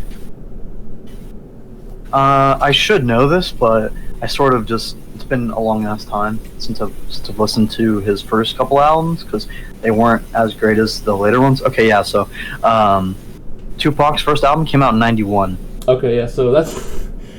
God damn it, lady! Come on. Yeah, it's pretty bad. And then Snoop Dogg. She also said she graduated in it was 88 or 89. Yeah, it was one of those two. Okay, she graduated then. So there's 4 years before that. Yeah. So when did she smoke the weed exactly? When in those 4 years, at least? Probably more than 4 years, right? Because she did law school? Oh, yeah, exactly. So I'm like, where in this... Where? Yeah, that's a good question. And, like, how far off are you from the truth? How? Yeah, exactly. And then Snoop, he didn't put anything out until 93. Yeah, it's like... God dang, dude. Yeah, it's Gonna pretty lie about bad. death row inmates. Gonna lie about this. Gonna lie about being. Yeah, yeah, and then just laugh about, a oh liberal. Come on. yeah, yeah, I smoked. I listened to Tupac. Why so serious, Bats? Ha! Yeah, yeah, exactly. God damn. I also want to apologize for that laugh. I know it was terrible, but her don't laugh is apologize also for terrible. shit. So, what's up? I ain't apologizing for shit, except for some of the sex jokes I made, which were obviously inappropriate. Yeah, but I'm sorry, you sensitive pussies couldn't handle my humor. damn, got him. Speaking of pussies, oh my god, can we talk about WAP for like 2 seconds? Oh, I guess. Because this back because again, VP pick for Biden, Kamala Harris. We're talking about her. Biden did an interview with Cardi B. Well, hold on. We're going to talk about that in a minute. Because that is on there. What? Said another criminal. Oh, yeah. But we'll talk about that in a couple of minutes, because that is one of the topics. So we'll talk about that. Joe Biden's crap choices. What's up? Joe Biden's crappy choices. Yeah, his crappy choices. But yeah, no, like Kamala, it's just crazy. Oh, dude, you know what I found the funniest thing?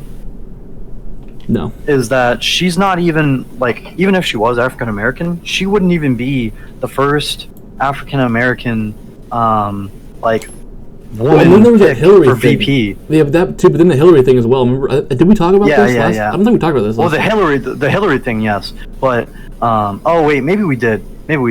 Yeah, never mind. Yeah, but just like we said, is that she, like, even if she was African American, she's not the first one to be nominated for VP. The first black woman to be nominated. I don't think we did discuss this on the last podcast. Did we? Okay, I can't remember if we did or not. Okay, regardless, we're telling you again. There was an article saying, "Oh, first time woman, like a woman, man, like a ticket like this since in 36 years." Hillary Clinton's like, "What about me?" I'm not talking about that part. No, but they're wrong. I mean, they're wrong about everything. Like they've forgotten. They're retconning everything, so you don't remember. They're trying to be first this, first that. No, there's nothing historic about this. She's just a bitch. No. Yeah, exactly. First slave owner to run for president. Right? No, not even that. Yeah, not even that. She ain't first nothing. Mm-hmm. First raging cunt. Yep. Well, she'd still be the second. Yeah, because I mean, of course, we had Woodrow Wilson. So. That's not what I was. I mean, I agree, but I know that's not you what agree. I agree, but that's not what I was thinking. She'd be the third. Yep.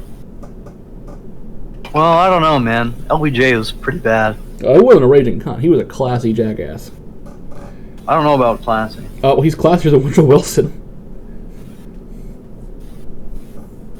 True. Very true. He looked a lot better.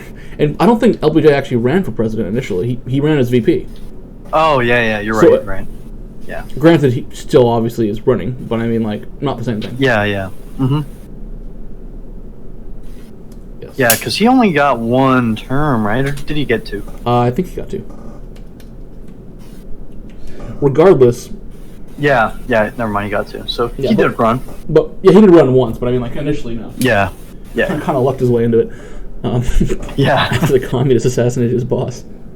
And he's like, well, the commies just killed my boss. I guess I'll repeat some of their policies over here, see how that goes. God damn it, LBJ. Yep. It's all LBJ's fault, man. All LBJ's fault. Everything is, dude. Thanks, Lyndon Baines Johnson. We would be like 95% Republican if it wasn't for LBJ. No, I don't know if we'd be any which way or another. I know we'd have a much better inner city if it hadn't been for his crap war on poverty bullshit. Yeah, it was terrible. But regardless, Kamala Harris will be your president. One of the things we want to mention. Now she's the focal point of the race because they win. But she's going to be the president. She will be the person. It won't be Biden. Oh yeah. So it's not going to be Biden. So that's something to keep in mind. Other than that, I think we've covered her pretty well. Yeah. I think probably the biggest story, if the news media was honest, of the last week. Oh wait, hold on. I actually did forget something. No, you didn't. I did. Yeah, I did. The last thing was the fact that Kamala Harris went so hard at him in the primaries, Yeah, but and then that's not really immediately forgave him. Like, oh yeah, no, we're cool now. Like she, like, I'm not calling you a racist, but you hung out with racists, so that makes you racist. Because you you supported a policy that I also my don't favorite support. exchange in the primaries actually with her was Joe Biden being with there's a Constitution, and she's like, Joe, let's stop saying no we can't and say yes we can. Oh yeah. It's like, oh my God, could you be any more just satanic? It was pretty He bad. literally goes, but there are laws, and she's like, let's stop saying no we can't. She just says yeah, and I'll violate the law. exactly. I've done it before, I'll do it again. Yeah. Constitutional rights, what the F are those? Exactly. And then Never heard of them. Yeah, no, nope. And then she also said that she believed the accusers, the women who accused Biden of all Well, she that does stuff. tend to believe false allegations. Ooh, got him. Yeah, Sorry, call back to her keeping innocent people Yep. in jail. yeah. But yeah, no. And then she instantly forgives him. And then apparently, I think more impressive is he instantly forgave her. Yeah, and then Like, do you think he remembered? Do you think he remembered that's what happened? no, He probably forgot about not it. a Right? chance in hell that he remembers that. What's up? Just forgot about it, right? Yeah. Oh yeah. Dude, it's like Crowder said. I don't know if he said it or one of the other guys did, but Like with I Biden, think it's they not so much a matter of forgive and forget as it is forget. Yeah, it's just forget. It's just forget. No, like I think they have to keep reminding her that it's sorry, they have to keep reminding him that it's Kamala, because I think every single day he wakes up he's like, oh, I gotta pick my VP. Sir, it's actually Kamala. Everybody wakes up and he's like, oh God, I'm the VP. Sir, no, you're running president. Yeah, exactly. God, he needs But, so much help. Yeah, but in her speech at the DNC, did you hear that she said that she knows a predator when she sees one? Of course she does. She is one.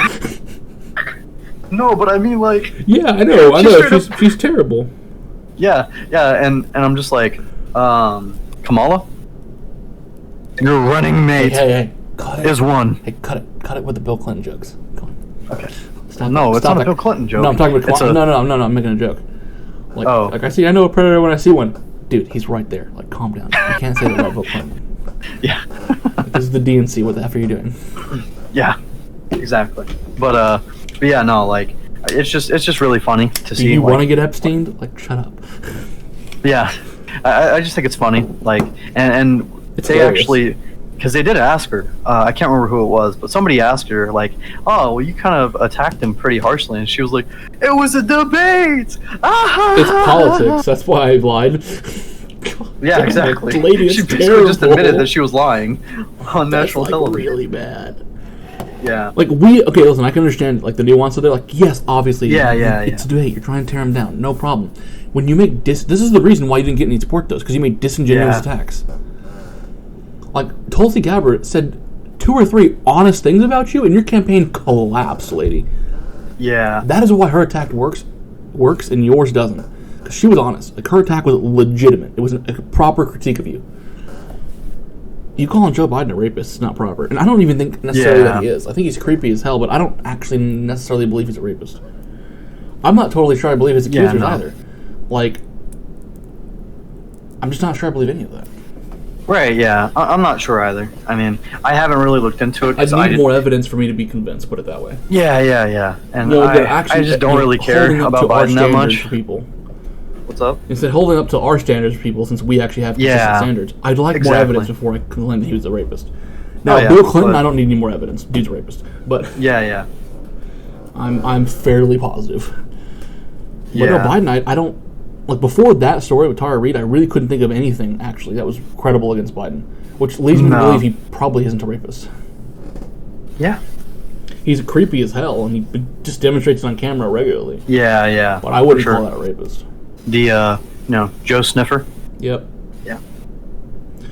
All right, we are hour and a half in. Let's try it. We still have dude, 4 topics to cover, so let's get on with it, all right? All For right, me, the biggest news of the week, this week, was the coronavirus stuff. How interesting that was, some of the studies going on. But I guess over the last 2 weeks, actually technically over this week too, what should be the most major story is the UAE peace deal. Now, if the media were honest, that would be the biggest story, but they're not honest. So, Trump, more accurately, Jared Kushner and his assistant have, along with Trump's help, obviously, orchestrated a peace deal between Israel and UAE, United Arab Emirate, and it's going to normalize relationships between those two countries, which is, I think, the first time that's happened since Jordan, which is 96, I believe, something like that. Yeah. Or 94? 94, I think. Whatever. It's been a long time since that occurred. Yeah, a long time. And I think it's pretty impressive and rather significant, but of course it's not getting any coverage. Is the fact that Trump literally brought peace to the Middle East. Yeah. Yeah, literally. And I mean, the other thing that's astounding about this... It was 94, by the way. 94, yeah, that's good. Looks like. Yeah, that's what I thought. That's 26 years ago.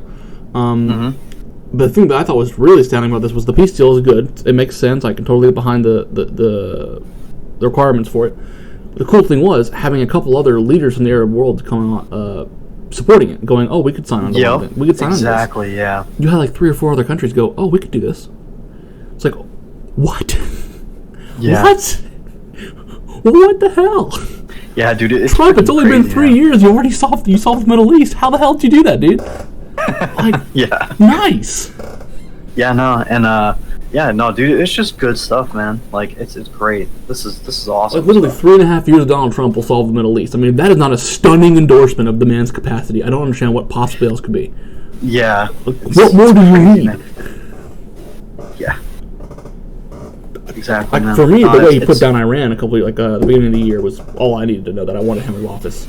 Yeah, but I think his willingness to put down Iran like that, and then his support of Israel has made it very clear. And I think Ben Shapiro has the right. He's bombastic about it, but he has the right perspective. Yeah. If you don't support Israel as a country, if the idea of a peace deal is that Israel will give up any amount of land or power, you're starting off on the wrong foot. You have to accept that Israel exists as it is currently. It's not going anywhere. Yeah. And that they're not, and then just move on from there. Like, that has to be the basis of any peace deal in that region. And this is. This is saying you won't annex additional territories. Fine. If that's all you want, fine. Yeah. Real easy. So, it's pretty good. And I'd like to see it extended to multiple other countries in the Middle East. And I think that, you had John Kerry, you had Ben Rhodes, and a couple of people come out either railing against the deal or, like Biden, claiming credit for it. The deal's good, so shut the hell up.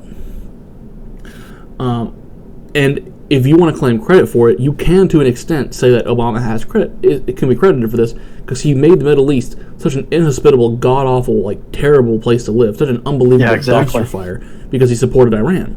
So, yes, you made everyone in the Middle East upset with Iran. More upset with America, upset with Iran. You made Iran a real problem in the Middle East.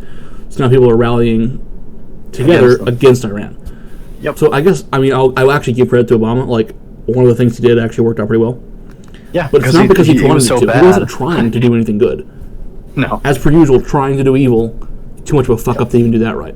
So. Yeah, exactly. Yeah, definitely the case. It's amazing. We got 3 links on that for you guys. It's amazing. Yeah. I'd read it for sure. It's, for sure. Like, legitimately some of the biggest news probably of the year. Yeah. That we have a peace deal between Israel and an Arab nation. That is not common. It's not. Once in 3 decades, kind of like regularity there. Exactly. And last time it happened, that president got a Nobel Peace Prize. Just saying. Yeah, well, the last time it happened, he should be put in for one. The other thing is, like, Obama got a peace prize for just existing. Oh yeah. Yep. So if he can get a peace prize for just being a breathing human being, Trump deserves one for this. Like, holy crap. Oh yeah. And honestly, Jared Kushner, elect Jared Kushner if you want to. Like, if you want to say, okay, it wasn't Trump that did this, then give it to Kushner. Yeah, that's completely fine. Like, because he was huge in this. Him and his assistant, Ami, whoever it was, I can't remember. I don't think it was Ami Horowitz, but anyway, him and his assistant were huge, massive, really, really important in this. So I'd say, like, between them or Trump, one of them deserves credit. Someone deserves credit for this. They really do. Yeah. Give it to the UAE if you want, but yes, Peace Prize for sure. Yeah, This 100%. is huge. This is literally the biggest peace deal in probably 2 decades. Yeah. If not more. Pretty significant. Yep. So if someone doesn't get a Peace Prize over this, then just proof they're rigged. We already know that, because Hitler won a Peace Prize, so we already know it's a garbage prize. We already know it's Yeah. Like, I think Stalin won one too. Like, we already know it's utter horseshit. Oh, yeah. But if anyone deserves one, these people do.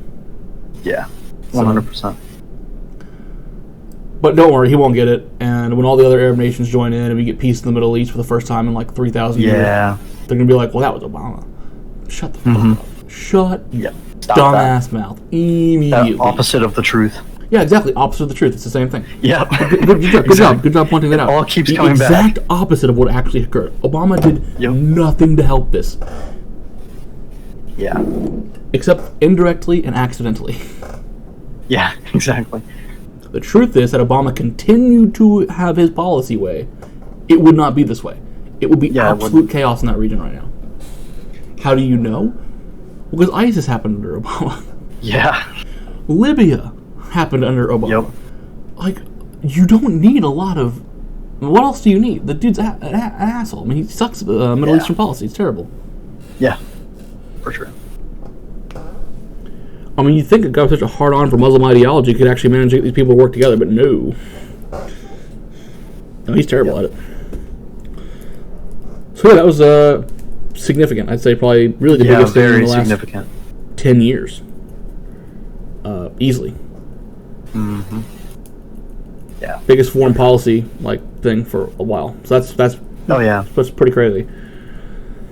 All right, let's move on to some more lighthearted and stupid topics. Oh yeah. The USPS. Remember those guys that lost your package and then blamed you for it? Yeah. Well, they're back with a vengeance. Yeah. Remember those guys who have run at a loss for the past 13 years? Yeah, crazy. Those guys. Yeah, but so the Democrats tried to say that first off that Trump was trying to undermine the election because he's trying to undermine mail-in voting, which as he should. Exactly. Mail-in voting, as we've talked about, trying to undermine the election. No, that's you. Yeah. Opposite of the truth. Once again. Yeah, and of course we've already talked about mail-in voting, mail-in ballots before, so you already know how we feel about them. I mean, if you want additional proof, we can do it. I can give you articles for days on how bad it is, but I don't think we need to hear it anymore. No, because we've hammered it pretty well. But now they're saying that Trump keeps on attacking it, and that he wants to defund the post office. And the thing is they also claimed that he's trying to defund them before the election, but they have enough money to run until 2021. So I don't know what they're already funded through the election. So what the actual F are you talking about? Yeah, it's very weird. And then a whole bunch of fake photos came out, and and some of them weren't even fake; they're just miscaptioned. Like some of them are just UPS is just doing maintenance on their mailboxes and putting in new ones, or moving locations as they do every couple of years with some of that stuff. Yeah. And it's like, and then they're like, oh, there he goes, Trump is stealing the mailboxes. Okay, let's look at this straight. QAnon and the right-wing conspiracies and Hillary Clinton being awful, conspiracy, Bill Clinton conspiracy, everything's a conspiracy, the right says. But Trump is coming to steal your mailboxes. Are you on? What the fuck are you on, and where do I get some? Yeah, exactly. Because, what do they think? Trump's just driving a truck around? Just, picking these up? Yeah. In the trailer? Literally what someone said, that he was driving around with a truck, pickup truck, and collecting mailboxes. Yeah. Literally what someone said. I can't remember who it was, though. I mean, what the actual F are you on? Yeah. It's pretty bad. Yeah, and then the locks, they also said that, they're locking up the lock, or they're locking up the mailboxes so people can send stuff. That's also fake, too. There are holes on the opposite side. You can still put your mail in. And they're putting those locks on there because people are stealing the mail. Well, it's like the knife bins in Europe, put your knife here. You don't want to be a criminal, give up your knives. And then, criminals stole all the knives from these boxes. Yeah. If you put valuable items in a box, people are going to steal them, okay? Listen, come on. So yes, the mailboxes are terrible. Like those little drop boxes, not a great idea. No. But yeah. So like, it's just more of the craziness. And dude, even Snopes had to fact check this. Obviously, Snopes is wildly to the left, but even they, and they wanted to give this a true, but they couldn't. Yeah, so they reported it as mostly false. So yeah, no, it's really funny. Yeah, it's just utter bullshit. And through the entire DNC, you heard them making like references to that. Like, are you kidding me? Yeah, it's Dude, pretty bad. Your own like cocksucking communist like wing of the propaganda like party you run said no. Snopes said no. Your dudes said no. Why are you running with this? Yeah. It's awful. And then one last thing on the Postal Service and all that crap is my last time I really like want to actually talk about it. But Andrew, I have a question for you. I'm pretty sure USPS also says that you shouldn't send money through the mail. So, why would we send in our ballots? if you can't trust them to handle money, why would you trust them to handle something? Can you, as a citizen of this country, name one time you thought the USPS service was fantastic? Because I can't do it. No. I recently had to deal with them when picking up a barrel for my Glock, and they basically lost it for a week. Like they went to deliver it and said, "Oh, your mailbox was full, or whatever, not secure. Your mailbox wasn't secure." It's like, okay, well you've dropped like my IDs in there before. Yeah. USPS. You've dropped like my driver's license. What do you mean it's not secure? And then I go like the next day to pick it up, and they're like, "Oh yeah, that's somewhere else, different postal service." Like, but the card said go to this one. It's like, sorry. What? How did you even do that? Yeah. And so like I've like literally, this was happened like a month and a half ago. I was ordering that barrel for my Glock 26. They basically lost it for like a week. Yeah, I remember that. Yeah. Yeah, I bitched about it at the time. I was like, "Are you kidding me?" No, this is more. It's actually close to 2 months ago now. I think about it. Something around there. Yeah. Yeah, because I have the barrel right here. That's the thing on my desk for a while. Thinking about building that Glock 26, but it's just like, what the f? It's like a piece of steel, 2 inches, like 2.5 inches long. Actually, closer to like 3.5 if you include the chamber. But it's not a very large object. No. It'll fit in the mailbox. Right. So, whatever. Craziness, but yeah, no, that's really the last thing. If you wouldn't trust them with putting money in there, do not trust them to put your ballot in there. There's because like that ballot's very important. Very important. Yeah, it's a weird situation, man. Yeah, it definitely is. All right, so moving on. All right, more and more AOC. We're trying to keep this short because we discuss her often. Yeah, yeah, we do. But one of the things that was interesting was that she, I guess, shit.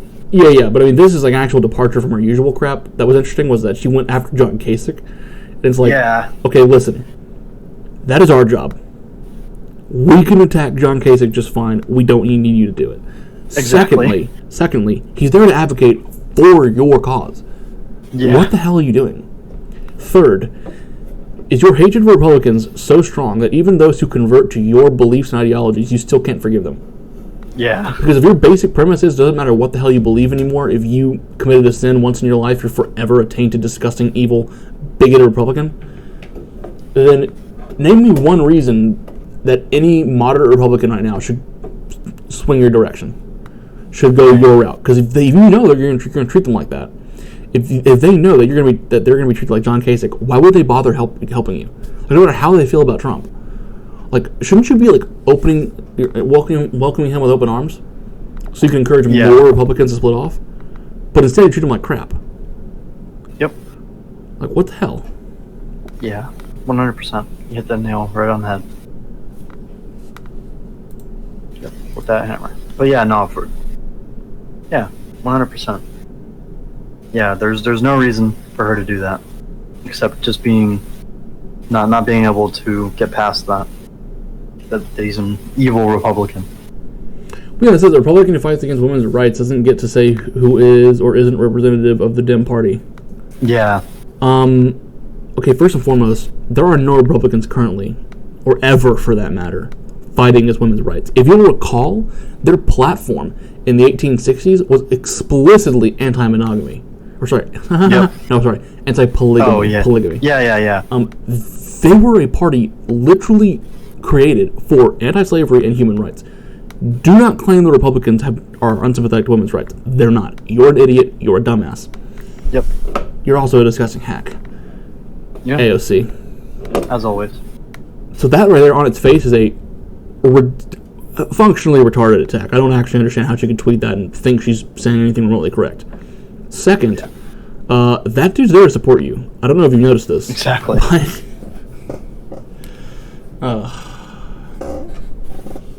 Yeah, it's pretty bad. But, anyways. So yeah, and then the other thing, she called, oh my gosh, I really wish I could be making this up. She said that the fact that felons can't vote is a legacy of slavery. Yeah, actually, no. Like, what?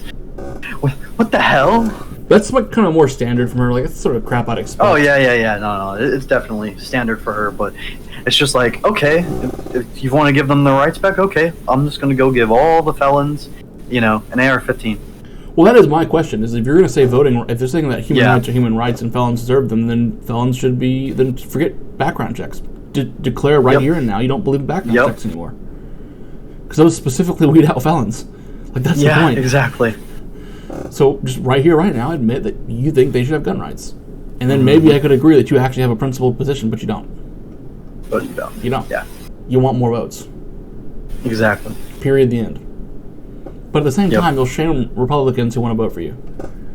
Yeah. It's like, first of all, I'm going to be honest, if you're a Republican and you're thinking about voting Democrat, you deserve to get pissed on by AOC. So, you've gotten exactly what you've deserved. Yeah, for sure. So, not really, it's funny. I'm just saying that from her point of view, it's a bad policy. It's a bad strategy. It makes no sense. Yeah, it doesn't. As like 90. How are you going to show for votes one way and then go out of your way to lose them the other? Like, yeah. You can't even be consistent with your bullshit pandering. Yeah. God damn. For sure. But yeah. All right. So that's really all for AOC. Just more of the same, pretty much. Yeah. And then next topic is where Biden and Trump, when it comes to like answering questions, doing interviews.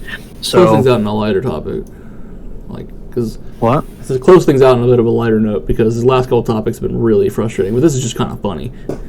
Yeah. So So do you want to leave the Goodyear thing? Oh, we'll talk about it. We'll talk about it. Yeah. Okay. Cool. All right. So, or do we want to swap them so we can end on Trump and Biden? Let's talk about it quick.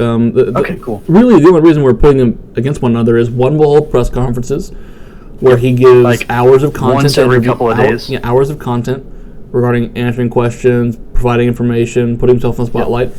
The other one hides in a basement and talks to Cardi B. So yeah. And your fearless leader, Joe Biden. Yeah, and that's the second interview that he's done this month, and the first one was the Yahoo one, which was awful. Which was awful. Which he made so many mistakes at, so many gaffes, and so he's batting like less than 500 here. It's pretty bad because and the Cardi, she didn't even ask him any actual questions. I mean, considering that he's doing an interview with like Cardi B, he's batting negative. Yeah, you're right. He's not even batting positively. Like dry ass pussy. that's the rating I would give him. Yeah, there you go. Because nothing makes my pussy drier than watching Cardi B talk to Joe Biden. Literally nothing. There you go. But yeah, no, it's just funny to see Trump is actively out there almost every single day of the actual week. Monday through Friday. Most of the time, he has a press conference talking about everything that's going on, and he's always taking reporters from questions, even whenever they ask him really freaking disgusting questions, stupid questions. He still takes them, But real quick, I want to go back to Cardi B though, because that is interesting. That the interviews he'll give versus what Trump will do. Like actual tough people like Chris Wallace, like that one British guy he did an interview with. Whereas people that'll actually put the screws to him, and maybe it doesn't always look so good for him, but he'll actually do the interview. Oh yeah. And meanwhile, he does a Cardi B over here. Like, I miss the days when our glorification of whores was kept to really childish songs like Milkshakes. Bring up my milkshakes. Yeah. That was funny. Like, that was actually entertaining, and it was an acceptable way to support sluts. But this is just terrible. Like, this woman is just beyond the pale. Like, genuinely disgusting. She's bad. And she's telling me that she wants free college and free healthcare. It's like, bitch, healthcare ain't gonna be free. I mean, like, not only is it not gonna be free, like, the medical bills for you alone are insane. Yeah. Like, how many times do you have to treat your syphilis? Calm down. Yep. Yeah. No. The funniest thing I think about this too is that she wants Medicare for all that shit, and just like last year, the year before, she was complaining about how much taxes were being taken out of her paycheck. She's a retard. And I'm just like, oh yeah, really? So okay. You still feel the same way about your taxes? As a mother, your kids always come first, and being a mom changes you. Well, apparently not that much, because you're still being a bitch. Exactly. I mean, like, you've moved from victimizing men to victimizing little girls. I don't know if this is a good movement for you. This is kind of more of like a lateral move for me. This isn't exactly a step up. Yeah, it's not. So, the fuck. The thing that's crazy about her is, like, when it comes to the rap community, everyone always looked at Nicki Minaj the same way, because she does the same type of thing, but Cardi B came along, and then she just built on that and made it worse. Like, she's 10 times worse than Nicki Minaj, like 10, and I'm not even exaggerating. She's 10 times worse, because at least Nicki Minaj can actually rap. She can. Yeah, and was actually attractive, whereas Cardi B is just genuinely repulsive. Yeah, no. Nicki was very attractive. I don't even mean physically necessarily. It's like, I just like a better human being, and that sang a lot. Oh yeah, 100%. And at least she doesn't have that god-forsaken, stupid, disgusting New York accent that sounds so bad. Yeah, well, and another thing is, like, saying that Nicki Minaj is a better human being. That tells you a lot. You might need to really does. Your life. Yeah, but I And coming from somebody, I don't know if I've said this on the podcast or not, but I actually do listen to rap. That's mostly what I listen to. It's sort of annoying because they always shove the agenda in there, but I mostly just listen to it for the craft. So yeah, maybe we can talk more about that. Maybe that can be some topics we can bring in. I refuse to lower the quality of this podcast. What's up? I refuse to lower the quality of this podcast. I'll leave such activities to Cardi B when she's mentioned in her work.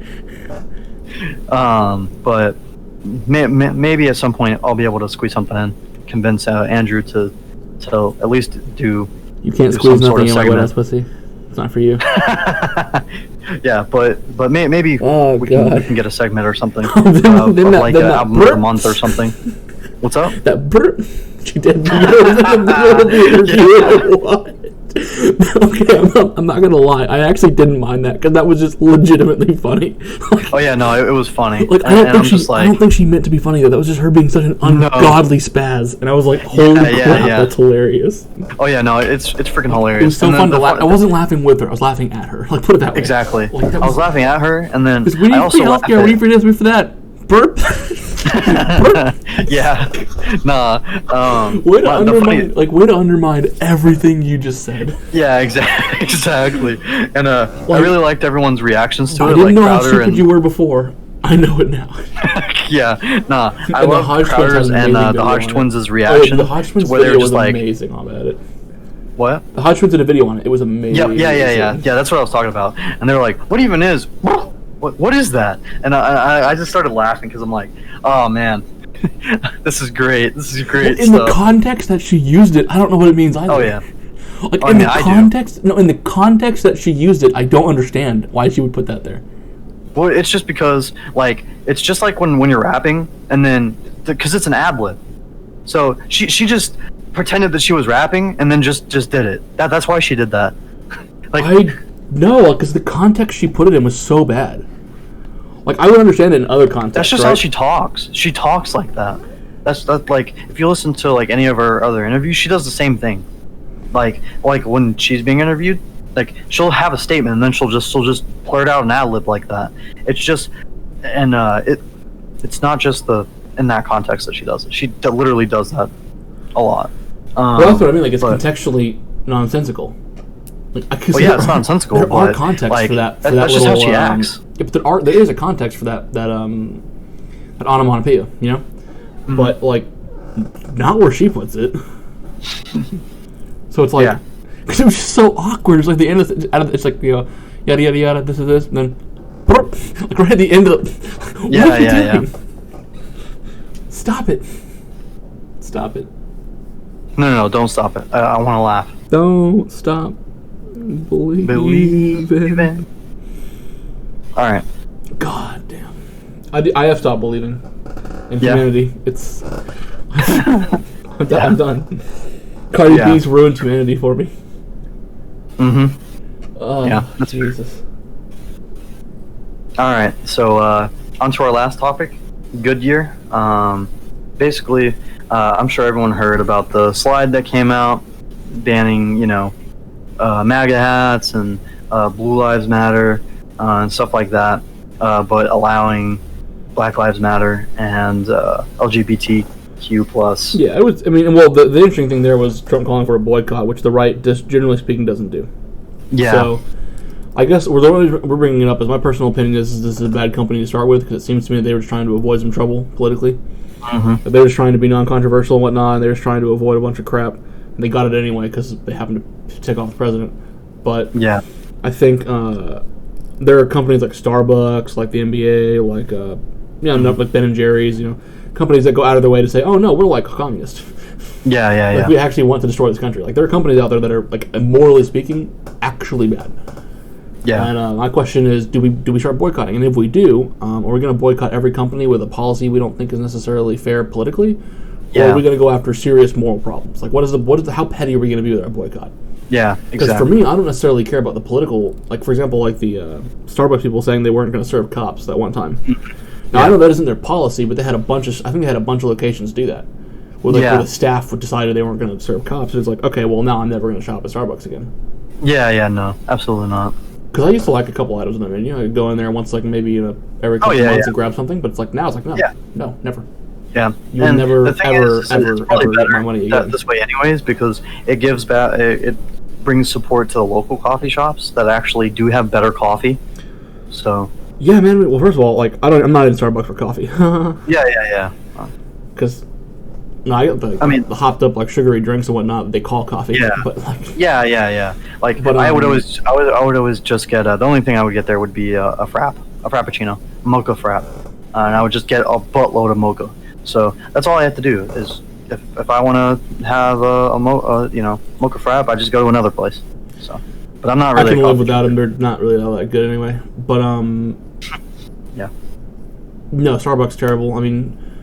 But yeah, put in the comments though if you have a company that you can think of specifically where you think is engaging in behavior that is amoral, supporting the Communist Party in China, Nike running sweatshops, something where you think it's like actually amoral.